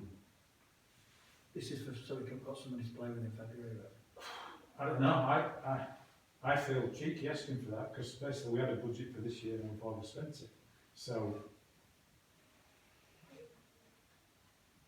Well, I guess. and We- looking at these paper, this 8,000 was supposed to be the budget for the whole year. Saying we've got to February, we need another 6,000. Doesn't seem rational to me. And I think the more important battle to win is not the 6,000 in February. It's the principle of having sustainable funding that supports services going forward. You've got a proposal on the table, so I think you need to put that to the vote first, probably, and then continue your discussion. Does that Okay. make sense? It does. So all those who support the proposal for requesting full council provide us with an additional £5,000 for youth facilities for the service provision meeting in February. So all those who support that? Against? That's fine, no, that's fine. Yeah, the bigger battles. yeah. I It's think never been enough money. Well, I think that money was always underspent because we never promoted it. As soon as we started promoting it, we always had more demands. That was the problem we were up against. yeah. But yeah, I think you know when you get these applications for grants, there's so many kind of organisations out there that are that present really deserving applications. So there is probably a lot of need out there for groups that do youth support. And I guess a lot of the money that's been available to them in the past. A lot less, So No, I understand all that exactly, yeah. I'm happy with the decision you've made, or we've made. okay. So the next is to consider action to take with respect to the youth facilities budget for the next financial year. I think ask for 25,000, because I think I guess it'll happen anyway, but I think there needs to be a big conversation about the precept and about the excess, what do you call it, the 111,000, The should general be about reserves, 75,000 for general reserve, yeah. That's a big conversation that needs to be had. And I guess there's also a conversation about prioritising the other things that, that the parish council does. Is this people on other committees will have other... is youth kind of one of our main priorities? Yeah. You know. So yeah, I think if we ask for 25,000, then that debate is going to be had, isn't it? So this is for the youth provision, but what about an amount for the facilities budget as well? Can I amend that and say, Yeah.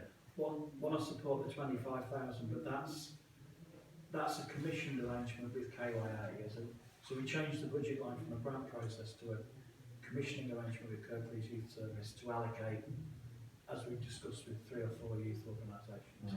And then further to that, I'd still leave £5 small grants pot, because we're getting a lot of cricket clubs and other stuff. They want girl changing facilities for girls, or the Scouts could come forward, or the Brownies, or well, I would say... but I'd treat those very differently as a small grant pot up to £1,000. So I'm going to ask a question here then. If that small grant pot had been 8,000, which it was for this year, and we hadn't spent the money we had spent on these youth services provision, would that 8,000 have covered the grant applications we had for this year, including the ones that are likely to come in February? We moved a few. I'm looking to Jen. We moved a lot of them sideways, didn't we? We put some to climate change. We put some back to the council. But we did. In yes, it probably would. You know, it would have been much more in line. And undoubtedly, it was these big grant requests coming in from these charity and community groups which are offering the youth services. You know, they were the ones that really pushed the amount up. Which is what we're trying to, or the proposal is we have an additional line on this. So the 8,000 would stay the same, the 25,000 in theory would be another line. It's always difficult to judge the amount, isn't it? You know, but well, that's why we asked the supposed expert in the field what. I mean, 25,000 is basically paying you for 6 sessions, isn't it? If full council says, well, we only want to fund 3 sessions, then you're having the amount of money you put aside for it. Aren't you? Yeah. And then she said she'd be happy with 14,000. So you know, it's almost a fair compromise, isn't it? I don't know. I think personally that having that figure of 25 for the youth provision in terms of what Cafe 100, Phoenix Club and Holly Youth, plus potentially Project Communities offer, the 25,000 seems, having heard what the people who came to speak to today said, it would be, that'd take him a long way towards providing that service, whereas she was giving us like the lowest level, wasn't she, in terms of that £14,000. So I don't know. It just feels like we ought to try and do a bit more than that, really, if we can. More than 25 or more? No, 25. I'm supporting right, okay. asking for 25. Yeah. But are you thinking include the facilities budget in the 25? No, I thought we would. In additional to that? Yeah. Right, okay, I agree with that. Yeah. Can I say what that surprised me tonight? Yeah. When asking the question about Meltham, there's no youth clubs. Yeah. But there's a lot of young people in Meltham. Oh, absolutely. Yeah. And what are they doing? Yeah. The young people. Are they having about on street corners? Are they coming to our youth clubs down here? Yeah. I think they should have to put something into the pot. Yeah. You know, I mean, it's impossible to say, you've got an area as big as Meltham and you've got no youth club. You know? I think Susan's plan is to approach the town council in Meltham to do something that we're doing. Should really. do. Absolutely should do. Yeah.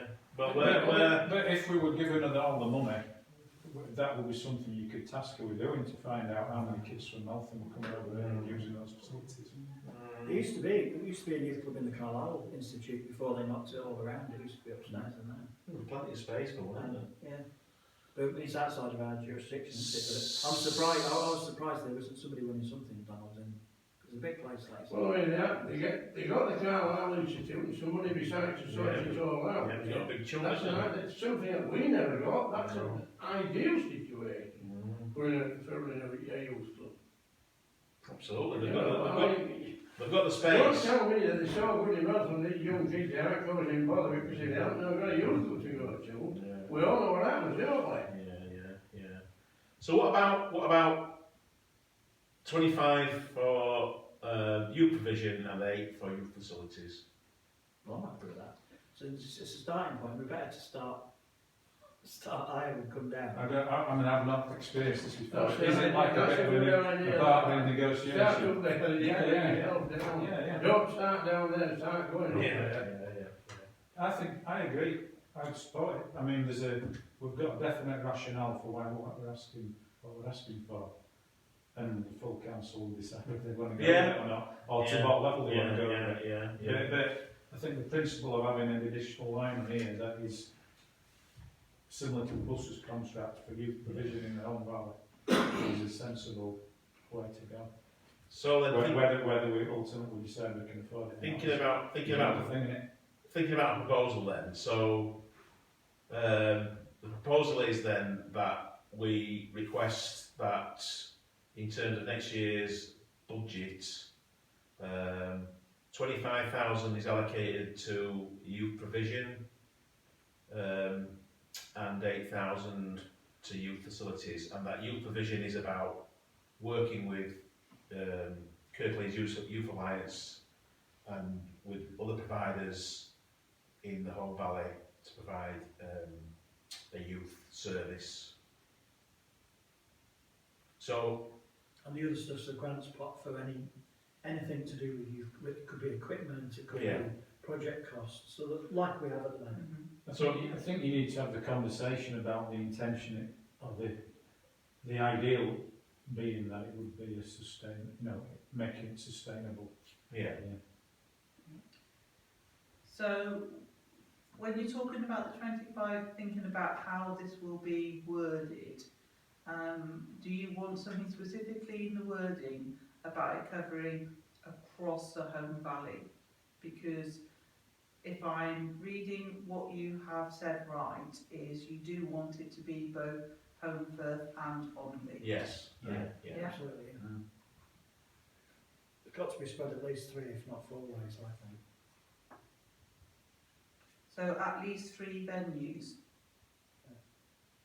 Yeah. One of which to be home. Oh, yes.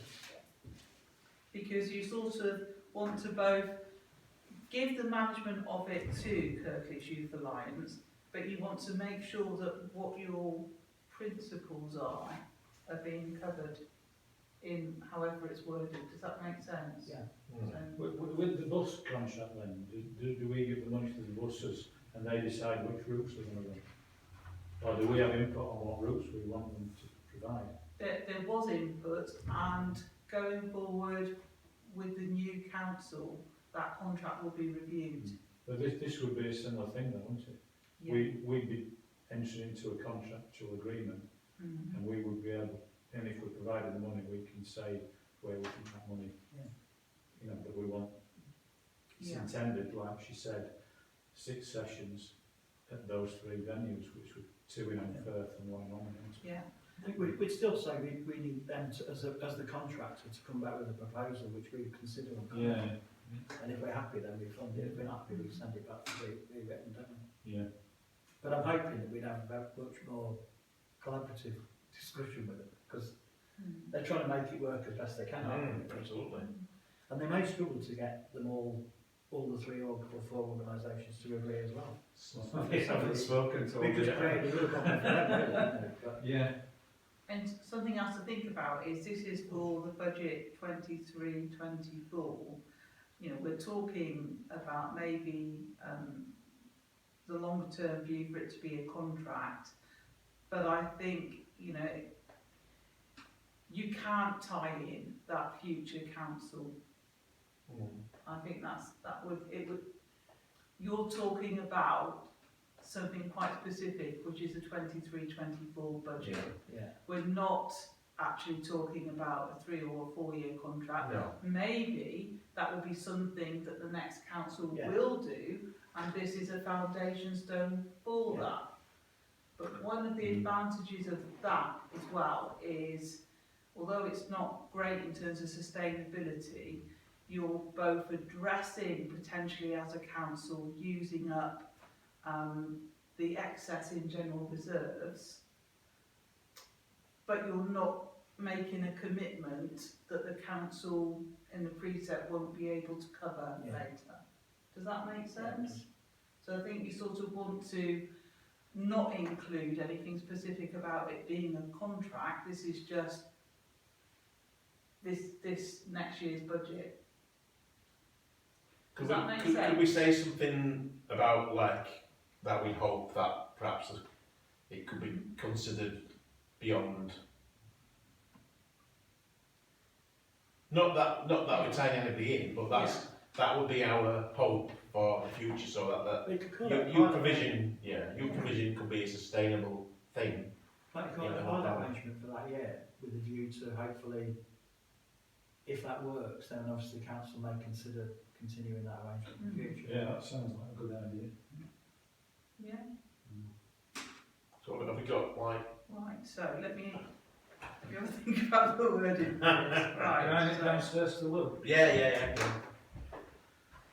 So the one for 8,000 for a sort of small grants pot. Do you want to put a limit to how much the grant applications will be for that?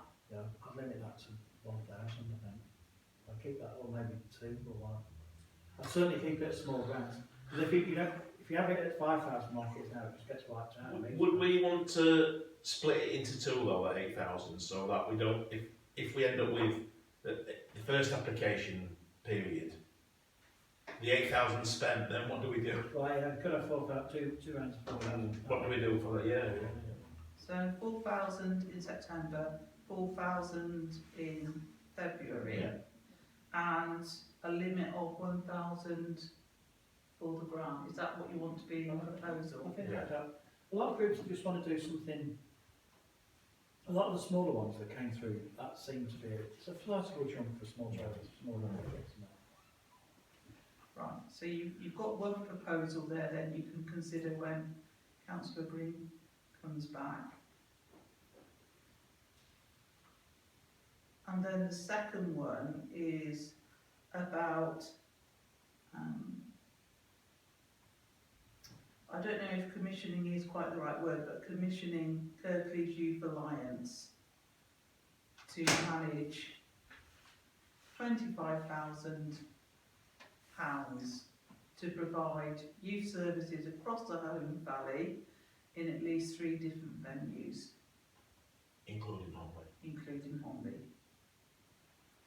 Yeah. Does that sound Quite about fair. right? Yeah. I'm not sure if commissioning is quite the right word, but I'll discuss that. I'll sort of I mean, between now and the 12th of December, that could change, couldn't it? yeah. For discussion then, I suppose.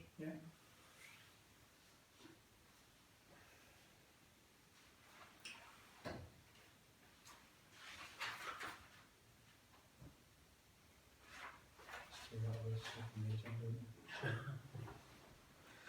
We were ahead of ourselves for a good while, weren't we? I think.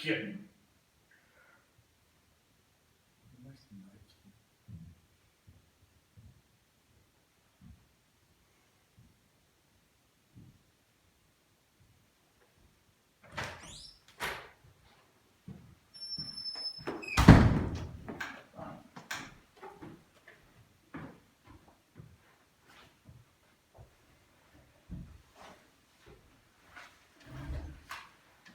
Right, anything else you want to consider adding or changing before we go through these 2, and I'll tell you what the proposals are. Anything I think further, or? we covered. Right, so your first proposal then is that there should, to recommend to council releasing £8,000 from general reserves to the youth facilities budget for the use of £4,000 in September 2023, £4,000 in February 2023, with the grants having a £1,000 limit, or something of that, to that effect. Yeah. May I question, why have you taken out reserves and not just cast it as part of the... Oh yeah, I don't know why I said general reserves there, because that was... So basically, ignore we'll that. continue with the existing budget line for Yes. these facilities. Yes. We will split it into 2 pots of 4. Yeah. So, So Do you want me to say it again? Yeah. So, proposal that the youth facilities budget 2023-24 is continues at £8,000 with the specification £4,000 to be available in the September grant round, £4,000 in the February grant round, and a limit of £1,000 for any grant request for that budget. that sounds good. Yeah. So, Sound me all right. are you proposing that, Doug? I propose it. Yeah. Second it, yeah. All those in favour? Okay. And the second one is to recommend a budget of 25,000 for the commissioning of Kirklees Youth Alliance to put in place and manage a youth service provision across the Home Valley in at least 3 different venues to include Onley. Yeah. All those in favour? Well, you've got to propose Oh, and second sorry. it first. Go on, sorry. Propose, I don't know. second. It's on. All those in favour?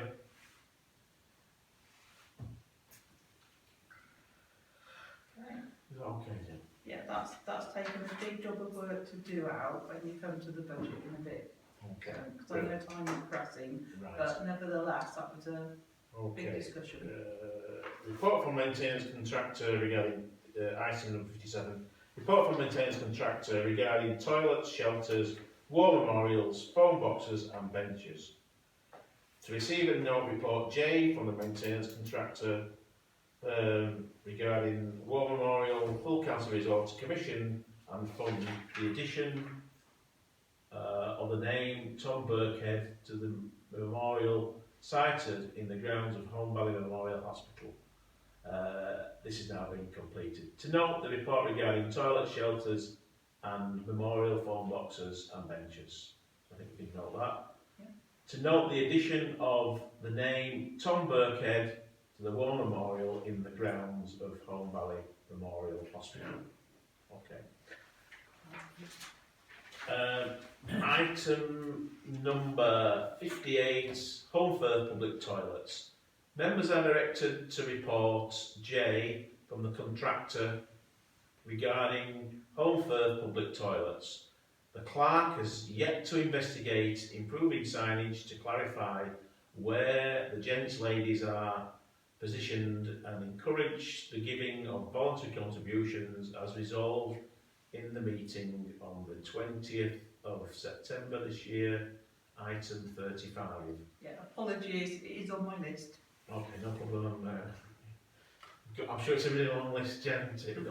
The Deputy Clerk advises that monies from the voluntary contributions will simply show as revenue. Clerk to report further. Yeah, so that comment about Richie's advice there comes from a discussion that was had about, well, the voluntary contributions, shouldn't they go to the toilet maintenance budget line? It doesn't work like that. That's the answer from Rich, basically. It just goes into the revenue line. It's probably worth saying, I was up here the other afternoon going through all the finances for the year as part of my, what do they call it, a controls check. Anyway, I had to go through all the books and all the bank accounts and all the bills. And the money creates a bit of a problem because nobody will take the money.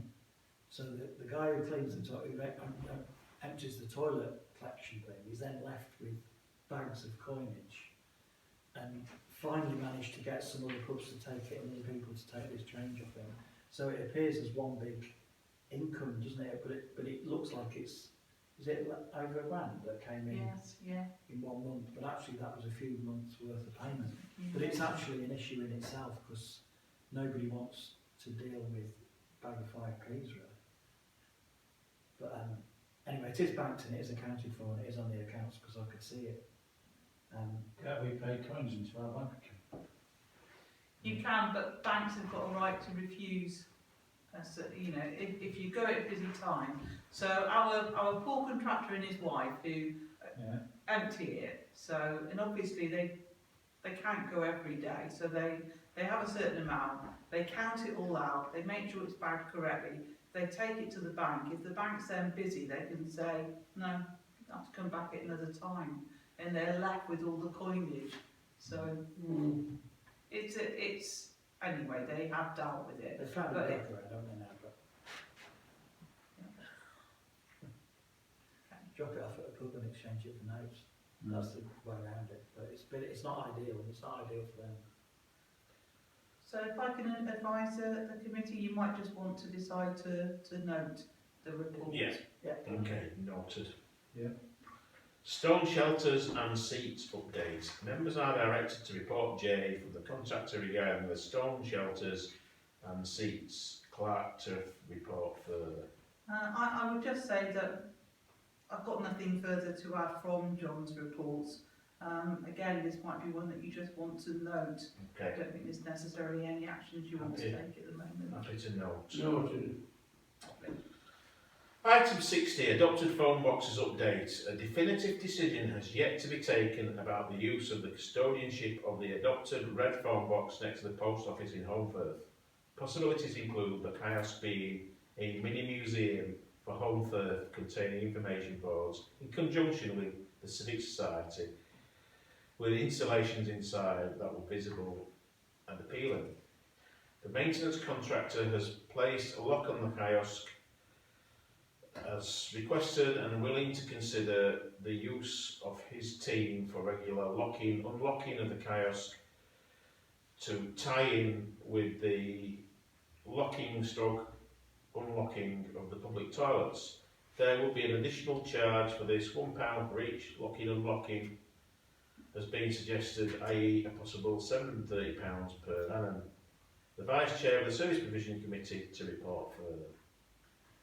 The reason why it's got my name next to it, because I said I'd look at other options, because I knew in different towns, different local people have done things, and then Tom Dixon emailed us with what happened in a different town, and I've sent an email out with a few links, because people are using phone boxes as notice boards, as book swaps that you see in places like at Oldfield in Homley, and we've got a plant one in Allrail. I mean, where I'm at on this, and particularly with time pressing, I think you're not going to get it sorted by Christmas, so nobody's going to use it this Christmas, and then really January is a bit of a slow month in terms of events and activities. So I think we can just defer this, but I think we do need to. It's painted, it's pretty, it's locked and secure. We need to find a use of it. If the Christmas Light Committee wanted to use it and put an installation in there, I mean, I think that would be a nice thing for them to do. But we could perhaps just make a simple, they could put a little Christmas tree in there. There's no power in there though, is there? That's the problem. So anything would have to be battery powered. But I think, you know, something like that, if they want to just, what I'd probably suggest is, can we perhaps ask somebody like that just to use it for now, and then think about it in the new year? Right, so should I put that this item is deferred, but I'll put as a task for me to contact the Home for Christmas team and see if they can use it in some form or other over the Christmas season as part of their lights. And then it can just, I'm assuming, is there a lock on it now? Has it been? Yeah. So Yeah. they could just It have could the just key, be couldn't locked they? in, yeah. Or it would just be locked in, but we could just give them, they could get the key off John and just do whatever they need to do, couldn't they? Yeah. It's not as if Rachel Hogley is one of our fellow councillors, is the key. So they're trusted people we're giving the key to, aren't they? They're not going to do anything outrageous with it. So Is that fair? Is Is that a reasonable way forward for now? Yeah. And we revisit it in the new year? Have you had any contact with the Civic Society about it being some sort No, of- no, it was just one of the things that was suggested at the meeting last time. Sounds interesting. Okay. Do you want me to contact the civic? Yeah, I society think as so. well? I think it'd be a, you know, I think it probably, you get visitors in the summer who want to find out a little bit more about the history of Home Firth. Might be a good place to display some information about that. So you're going to defer that, aren't we? Yeah. Yeah. Okay. Right. Okay. Item number 61. Garside Buildings update. The Garside Buildings tenancy has changed hands, with the former tenant surrendering the lease at her own request on the 27th of October this year, and a new tenant taking out a tenancy at will agreement with Home Valley Parish Council starting on the 1st of November. The new tenant is the proprietor of the Home Firth Vintage and will use the unit to store overflow articles and to photograph articles as part of the online side of the business. Therefore, no items will be sold directly from the units. And you store, wouldn't it? Yeah. A full report regarding the tenancy arrangements will be made to Finance and Management Committee on the 21st of the 11th. A visit from Kirklees Building Control will now be arranged to inspect the installation of 3 smoke alarms and a running man emergency light of the front door of the unit. The inspection will facilitate the unit being assigned its own postage address, which is essential to the new business being set up, as it will require broadband capability. Do you need a postcode or broadband? Yeah. Is that all right? Okay. Clerk to report further on the new tenancy and possible developments.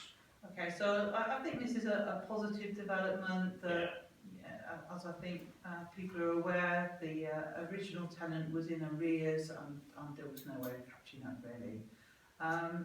She still does have some items to remove, which by agreement with the new tenant she left in there, and she's also got the signage to remove as well. I've been in touch with her today, and she has agreed that the signage will now be removed by the end of Friday the 18th of November. So I'm hopeful that I will be able to report to Finance and Management on the 21st that all of that side of the business is now complete. The new tenant intends to do some internal painting. I'm sure at some stage he may come to the committee with suggestions of any other adaptations he wants to make to the unit, but that's it at the moment. All he's asked is, can he do some internal painting, which my advice to the committee would be to say, that's fine. Where is this Garside building? I've not heard of it before. You know, at the Home Firth Public Loos, there's a little... In the car park? Yeah. So there's a little retail unit attached right next to it. It's called Monty's Loft at the moment. That was the original tenant. So it's a really small unit. Yeah. So just to give you a bit of history, Chris, what happened was that the asset transfer of the toilets from Kirklees to the parish council, then in order to try and make the public loo sustainable, they sort of hived up a little bit of the building to make it into a retail unit. Yeah. So we've had one tenant in there, Monty's Loft, who did sort of, I don't know, hippie gear, I think you might describe it as. And that business didn't work out, did it? But we quickly found somebody else who was interested, or they found us. It took us ages to find them because it's not very there's no windows or anything. It's just Yeah. it's like a lock-up just next to the public toilets. It's Yeah. not. But this new usage of it seems more sustainable, doesn't it? Yeah, it does. Mm. It does. So can I ask the committee to consider approving the new tenant to carry out some internal decoration at their own expense? Yeah, you're proposing that. Propose that. Yeah, I'll second it. All those in favour? Against?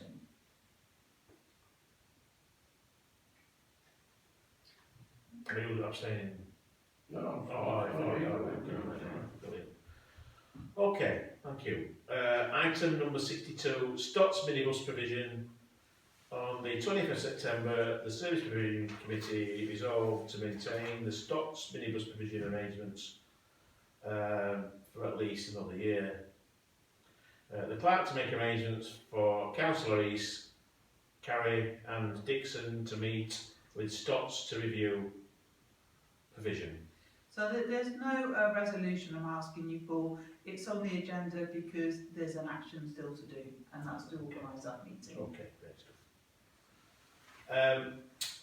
Onto the projects item of the agenda, update regarding the dog waste strategy. The maintenance contractor is rolling out the attachment of laminated vinyl stickers to dog waste bag dispensers. The group of volunteers who keep the dog waste bag dispensers stocked up continue to do a great job across the Home Valley. As projected 22-23 budget report shows, this budget is likely to be overspent by £601. Members may wish to consider increasing the budget for 2023 to 2024 to reflect this. Clerk to report.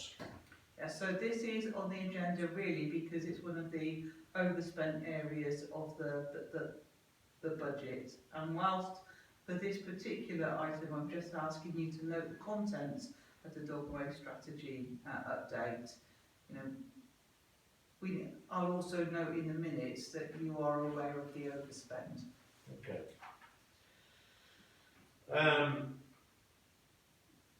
Sorry, I know we're running out. Can I ask a question? Does this create a lot of work? I'm one of those people who walks past 2 of these things a day. I never use it because I always carry my own. But I'm not really.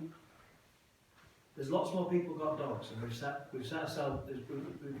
By putting them in, we've created a problem for ourselves, haven't we? Because now we have to maintain them. And the more people that use them, the more it costs us. So I just wondered how much work it is for the parish, because I know you've got volunteers that do it. But also, I suppose the other question is the principal one of why don't people buy their own food bags like I do? It does create work because you've got to make sure that all the volunteers have got the bags and so forth. And yeah, the demand is outstripping supply. There's no doubt about that. Is that why they overspend it then? Because we're supplying more bags than anticipated we would? Yeah, and I mean, for example, one of the dispensers in Honley, we had a bag thief who was taking, you know, not just one bag, but handfuls of them. But the difficulty is, if you stop supplying it, then would that lead to increased, you know, faeces being left across the sports fields? So I mean, this is Service Provision Committee. It is a service that you are providing. I guess that was the initial sort of rationale, wasn't it, behind providing the pull bags, was that it kept pull off the streets, didn't it, really, you know, in the hope that, you know, if people could pick up after the dog, then they would do, you know. And does it work though? Have we done any monitoring of how effective it's been?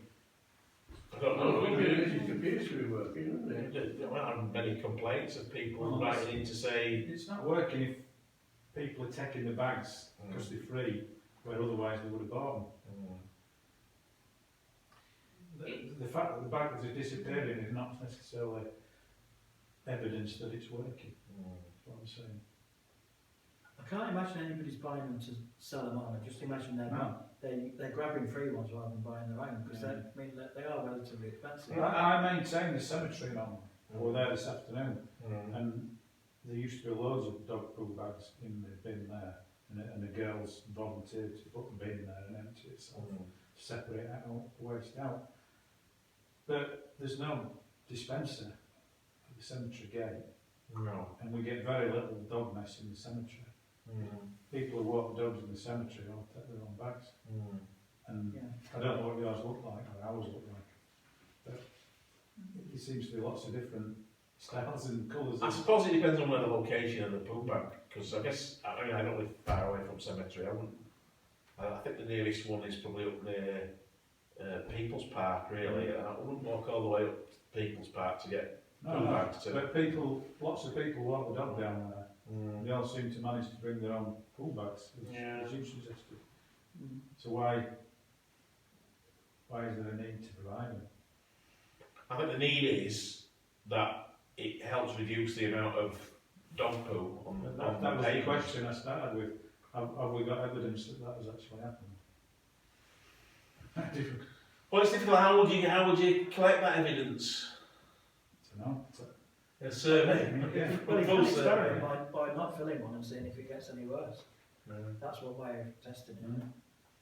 Maybe that's something we could think about doing. But I think there's a reputation issue suppose for us, 'cause particularly if you put a new shiny sticker on saying this is a parish back.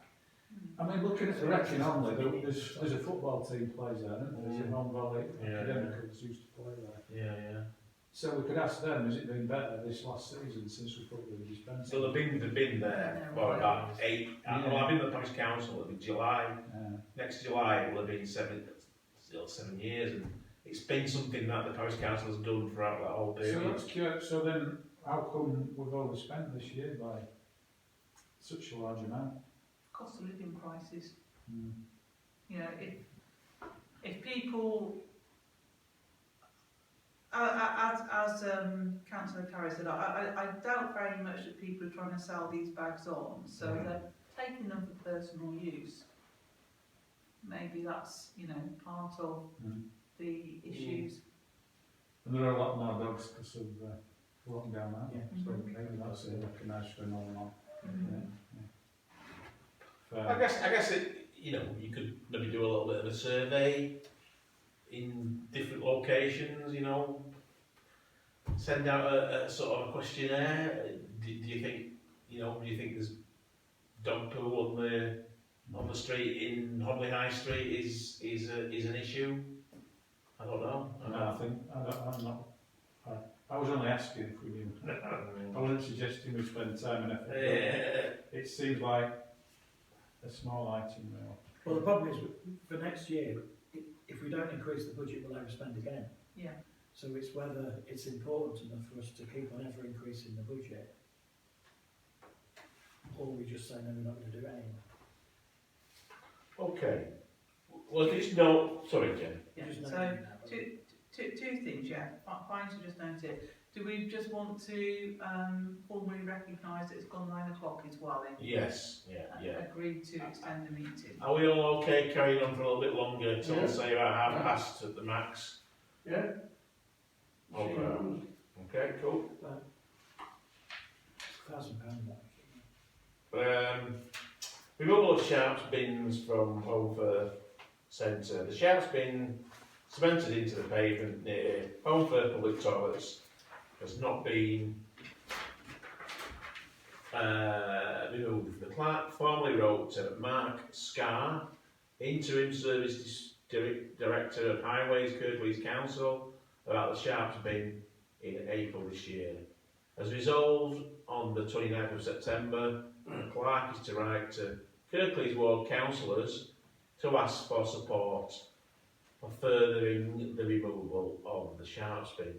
Yeah, apologies, because that's still on my list. I've not done that yet. I will make progress in that by the time we meet in February.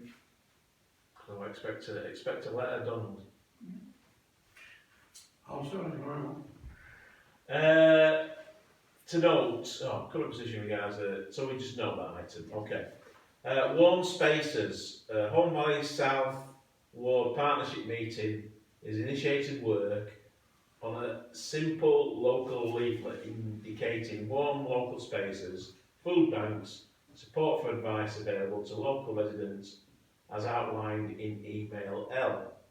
Notes from the meeting held on the 13th of October 2022 are included for reference.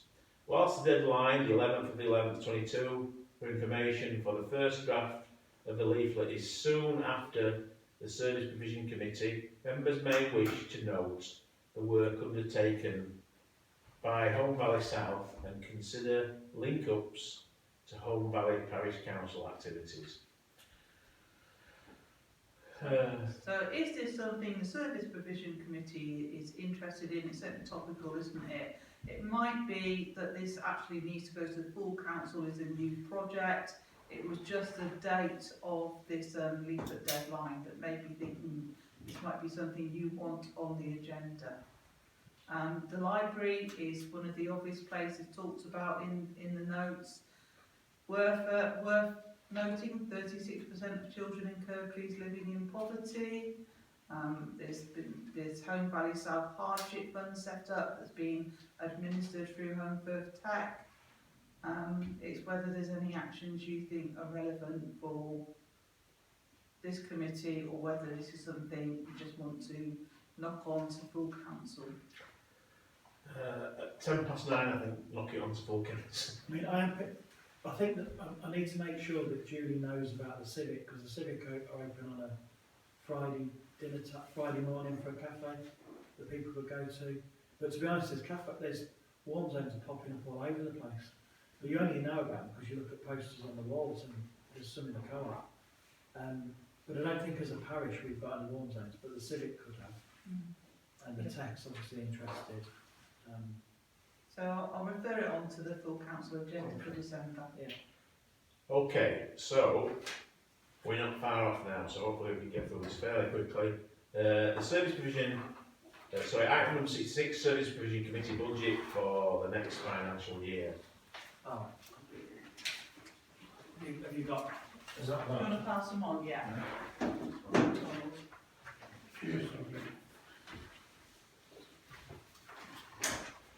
The Service Provision Committee has requested to propose a budget for 2023-24 to the Finance and Management Committee to assist in the service provision budget line projected forecast. Is attached. There are a number of factors the Service Provision Committee might wish to consider in drawing up a budget plan for 23-24, including increasing the youth facilities budget significantly. To assist in considering both the projected spending 22-23 and the projected request for 23-24, an email thread between the clerk and deputy is attached. Clerk to report further. Yeah, so most of the things in that email thread are actually reflected in the comments I've made on this budget plan pro forma. There are some budget lines you might just want to mirror the 2022-23 budget in the 23-24 one. Those are straightforward. You've already discussed the most, the one that needed the most discussion, the youth facilities one. That's you've already settled on that. 25,000 and 8,000. So That's the bottom line, yeah. yeah, so that one's already in. So can I ask Jen a question? So basically, Jen, you've looked at what we've spent, what was in this year's budget. Second column is what we're likely to spend. Yeah. So say with the dog waste, we know that's going to overspend by 600. So Yeah. you and Rich are proposing that for next year we make that 1,650.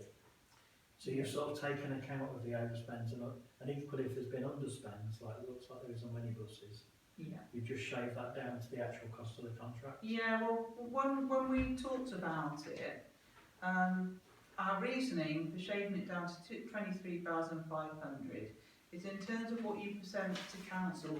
We know that contract is 23,500, so why would you have a budget that's 25,000? Yeah. So, Makes sense. I can't see anything that's like massively controversial in the guide figure for next year's budget, from my point of view.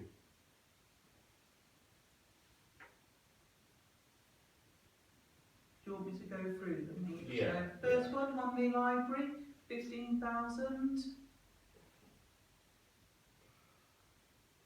That's We would go through them and approve them line by line. Just go through them and say which ones are all. So You ju- can do just, them all just more a wholesale. question about this. So in terms of the library and the civic, they appear over the page as well in earmark reserves as well. Yeah, So this is, we just give a 15,000 allocation for day-to-day, almost, yeah, but there's always 15 grand in the budget, yes. but then So, they might have to come back for some other stuff out of yeah, reserves. the advantage of having the money in the budget line is you don't have to have quite such a time-consuming process of asking council to release money from earmark reserves. And when I discussed this with Rich, we couldn't really think about a reason why there would be 15,000 in the budget line for Honley Library, and yet all the civics budget is in earmark reserves. It didn't make sense. It feels that, you know, they're both going to be major assets for the council, so they should both be treated in a similar way. So that's why there's that suggestion for the change for the civic hall ones. So I'm just kind of thinking of Holiday Library because that's something I know about fairly well. The £15,000 covers like heating and lighting, doesn't it? Yeah. Is that 15,000 for this year if the asset transfer would have happened at the beginning of April 21? Yeah. Would that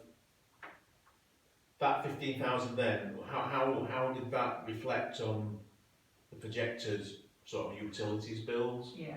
Well, we're assuming that 15,000 would have been used, because we know that some of it was going to be used for the alarm installation and stuff like that. And obviously you've still got some in the EMR, which is Okay, more for capital, isn't it? okay. So, I'm sure they did Friends of Holland Library or Kirklees give us an estimate of what the use of electricity, and I think we've got a gas boiler in there, haven't they? Did they give us an idea of what the annual cost for they took some meter readings, didn't they? I seem to remember. yeah. Do we have an idea of what that? Not on me, but I can email the committee later. I can All right, find okay. out. Okay. I think it's a reasonable, there's a logic to giving both buildings an operational Yeah. budget. Okay. So sorry to complicate things. 15. So it's 15,000 for the library and 15,000 for Civic Hall. Sorry, Jen. Yeah. Yeah. Yeah. Okay. Now the public toilets, I know there's been an overspend this year, and therefore significant revisions needed.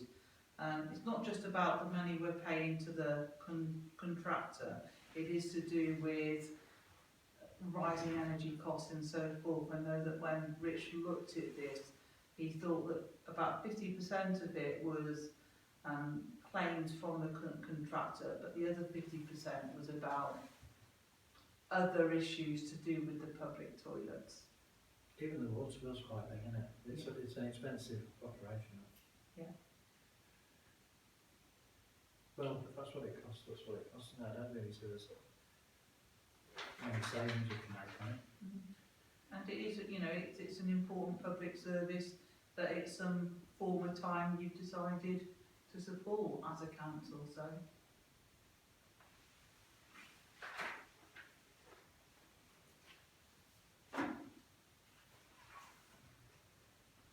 So shall I put the 22,000 down?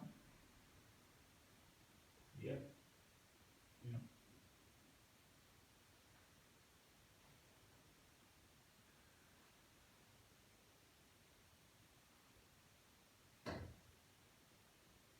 The next one, should we call, because we describe it as Gartside building, can we change the budget line to Gartside building, even though nobody knows what that building is, like Chris? Because it's not, it isn't the toilet, is it? It's actually a lock-up unit. I just wonder why we historically use it. I think altogether it's a Gartside building, isn't it? Oh, is it, It's got right? the toilets, it's Mm. part of the Gartside Oh. estate. I bet Donald knows more about that than any of us Right. here. Who was listed outside? That's the question. Is this for me?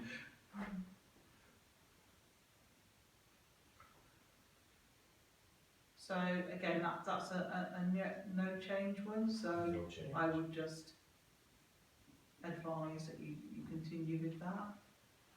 So that takes your budget up to 53,000 at the moment. CCTV then, So you've got an EMR for CCTV at the moment. hmm, It always will get called upon, I think, by Honley, and it may be that Home Firth will follow Honley's success in that. Is this because do we own the cameras or is it on the village trust own under it? Yeah, so it's all managed, as I understand it,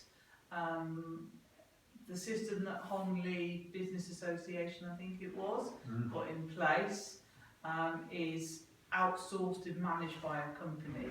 So, but we give the grant to Honley. Or you give the grant to Honley. So,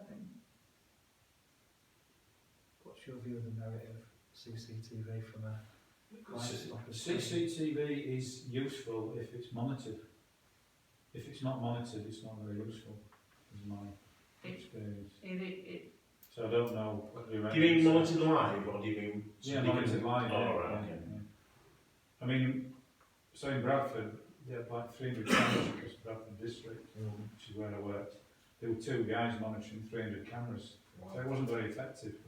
So they spent all the time like watching the interchange, busy nightclub area when at the appropriate times, and there could be all sorts going on. Probably various community groups installed cameras, and they weren't very effective because if they're just standing still looking at a particular bit of the street, you can see what happens, but you can't read any registration plates and you can't identify any who's in the car or getting out of the car or whatever. I think what If it's whether it's a deterrent or not, hard to quantify. Lots of things. I think particularly in Honley, like the Business Association have said that if something happens, I think there's been a few.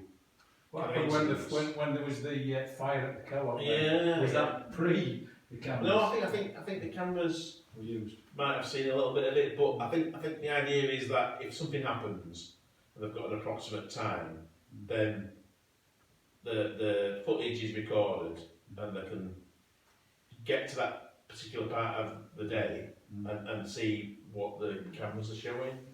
I think there was a lady who got knocked down on this is going back a few years, on the zebra crossing, one of the zebra crossings in Honley. And I think they were able to find out. Yeah, it showed that quite clearly. Yeah. Right. Given that you've got a big change that you're asking for in the youth facilities budget, I think my advice at the moment would be to leave as much of the rest of your budget as it is as you can. Yeah. So this one, whatever I've said in the comments, I would actually leave it as it is. Yeah. 5,000 in an earmark reserve Yeah. and Yeah. nothing in your actual budget. Okay. Yeah. So Christmas provision, 5,500 this year, next year 6,000. Why are we raising it when we don't seem to be raising anything else? I think from my discussion with Rich, he thinks that it's going to come in over budget potentially. I think we've had this discussion about Christmas trees before, and the fact that with inflation they may go up. But I would be tempted at this stage to just say leave it where it is, then 5,500. Yeah. But maybe also make a referral to F&M that perhaps it's, this is something that could be on their budget rather than here. Yeah. Fair enough. Oh, that sounds that. We tend to we buy a lot of village trees and then we commissions off the council, don't we? Yeah. And then we give some money to the Christmas lights. Does that come out of this fund or is that, no, that's a grant budget, isn't it? Is that right, Jen? We give as grants the money to Homeford Christmas team and then to Honley Village Trust for what they do at Christmas. It's a bit of a strange one. It does fit more into finance and management remit, I think. Well, I agree with that, we'll move it across.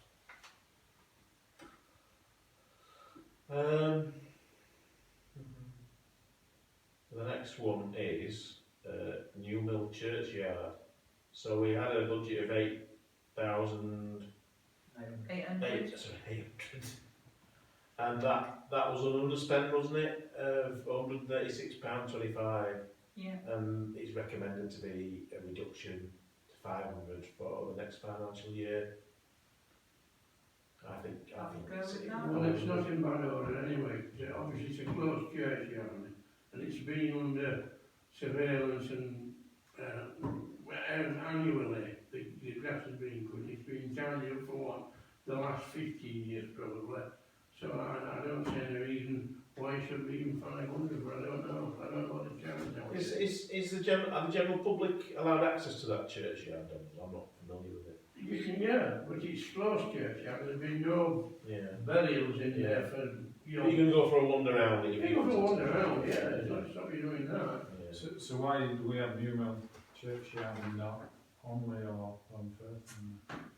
Because There's we only do. one that's closed churchyard. Yeah. There's only churchyards, closed churchyard, one of them. As far as I know, Billy Oldham's used to sell us that anyway. They don't. Do any more burials go on in? No. What I know about Onley Cemetery was there's been no burials since, no new plots since 1980 something. Oh, right. There's a cremation plot at the Oh bottom. yeah.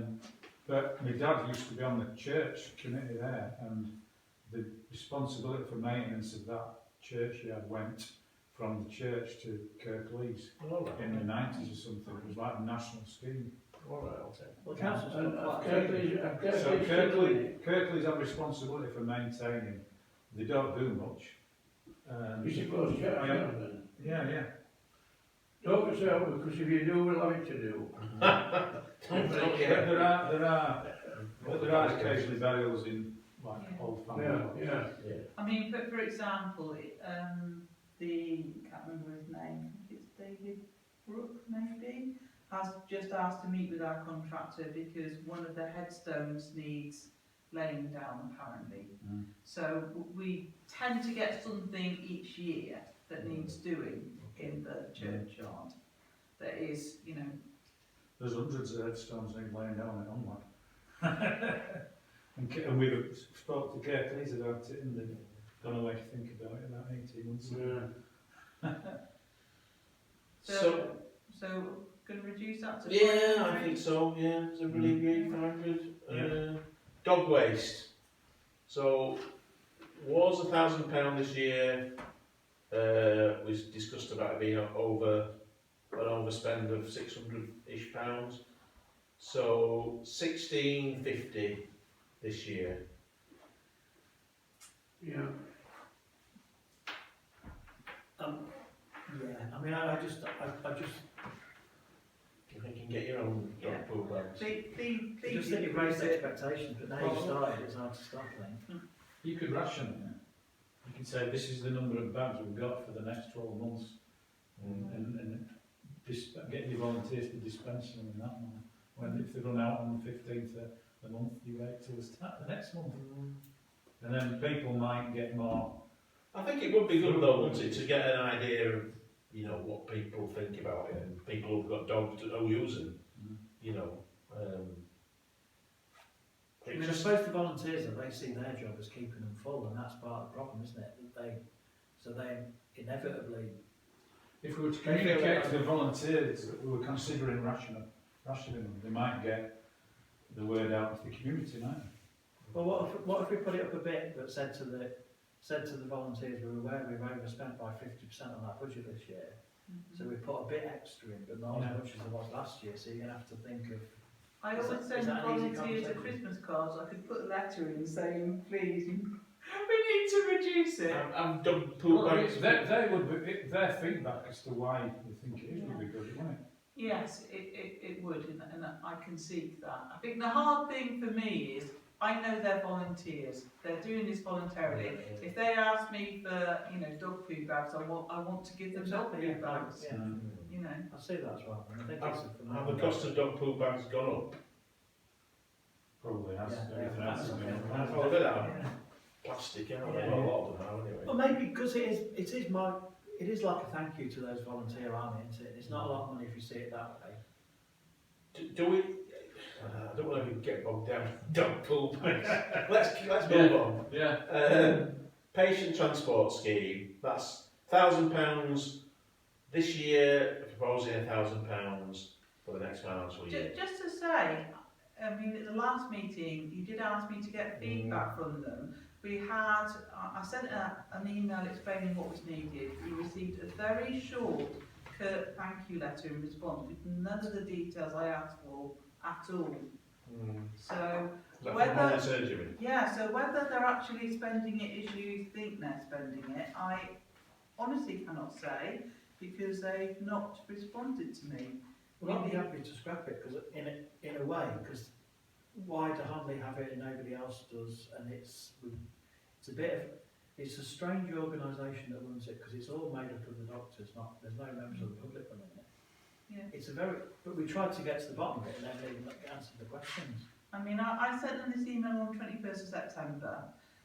Service Provision Committee requests further details of the scheme about how the scheme operates so it can consider whether to allocate £1,000 as part of its 2023-24 budget. In particular, the committee would like to know whether the scheme remains active with the 2 GP surgeries in Home Fir, as well as Homley surgery, for example, how many patients from each surgery have been able to make use of the scheme, how the remaining costs of the scheme are met, and so forth. Committee recognises COVID pandemic had a negative effect on many services, most likely interrupting the running of this scheme. So I asked them for information, and what they sent us back was, dear council members, on behalf of the Home Valley Transport Scheme, I would like to thank you for your very kind donation. Your donation of £1,000 is very much appreciated and will help towards keeping the transport scheme running to the benefit of the population of Homley and the Home Valley, and no other details. So I've no idea. So why don't we make it a condition of us giving the patient transport scheme a grant, that they come and give us some feedback about it before we can accept their application for a further £1,000? Yeah. Well, why don't we just transfer it why don't we scrap that budget line and just say they're welcome to put in a grant application like everybody else? Yeah. Because there is a scheme that they could apply for £1,000 anyway as a grant, couldn't they? And then it'd force their hand then to actually put in a proper application. So the money's still there, but they'd have to apply for it as part of a grant process. We just scrap that budget line. Where would we put it? But the money wouldn't necessarily still be there, they just got to apply for a grant like Oh anyone yeah, else. yeah, we just refer them to the service provision grant, the finance grant processes. To the financing management. Yeah. Is If they that put what in a you good want to do? application, they'd still get the money, wouldn't they? Yeah. And it saves it being because it's an odd outlier to have a contract for 1,000, particularly when they're not prepared to even give us details. Nobody's really sure what this thing is. I think it would. Okay, I agree with that. Doctors practice like that, we turn them over £500,000 plus. Yeah. So- We all have the same, well, you and I, have the same view of GPs, I think. So I'll put is an action for me, Clark, to write explaining that there's no longer a budget, but they're welcome to apply for a grant from FNA September in. Yeah. Yeah. Yeah. Okay. Great. Phone boxes. 400 this year. Overspent of just over 2,600. For next year, 400. Yeah. That overspend not likely to happen. No, that was a sort of Yeah, one-off. 400's fine, Yeah, 400, yeah, fine. Seats and shelters maintenance. It's gone up a little bit, hasn't it? Oh no, it's not. We've still got a little bit left, haven't we? Yeah. From that, so I'll stick with that. 1,300. Yeah. That's the objectives. War Memorial 500. Oh, it was 0, wasn't it? But we spent 500. Yeah. So I suppose we can have the same arrangement this year, can't we? Yeah. Youth facilities. I think we've covered that, haven't We we? have. Yeah. Yeah. Do you want me to add it up? Yeah. Right.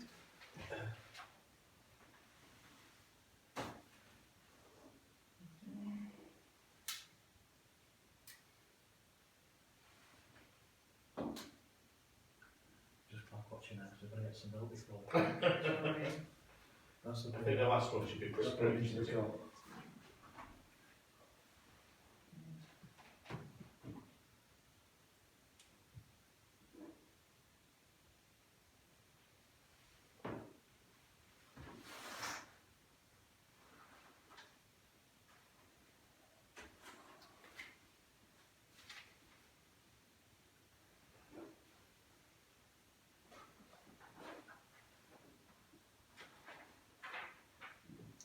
Right, I make your budget out to be, that you're asking for then, £115,900. What was it, Because you've taken off 1,000, haven't you? yeah. So what I was, don't know where I got that 836 from anyway. That's me not being able to add up, I think. No, it's youth facilities as a road. Oh, right, yeah, of course it is. So, your budget this year, 102,780. Yeah. The budget you're asking for, £115,900. 15% increase, 10% inflation anyway. in the 6 years. Right, I will check my figures, and if I put them wrong or need to make any adjustments, I'll email it out to everyone and I'll phone you, councillor Firth, if I've got those figures wrong. But that's what it looks like. Oh, did we decide on dog waste? That doesn't have dog waste added to it because you got better for talking about it and moved on. I'm happy to go with your increases. Yeah. If it makes you all right. So it will be what I've just said plus 1,650. okay.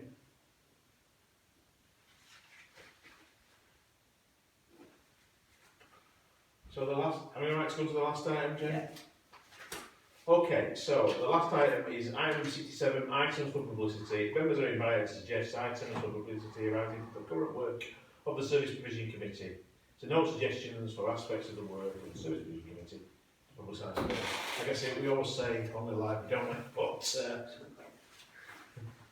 maybe, well, between now and the next Service Provision meeting, I'm sure there'll be a publicity I mean, item. the youth one's a good conversation, but it's not a public item yet, is it, until we've got graders in it? Right, so 117,550. Right. Okay, I think we've covered it all now. Thank you very much, everybody. Thanks, Chair. Sorry, it's run over 40 minutes late, but sorry, Jen. All right.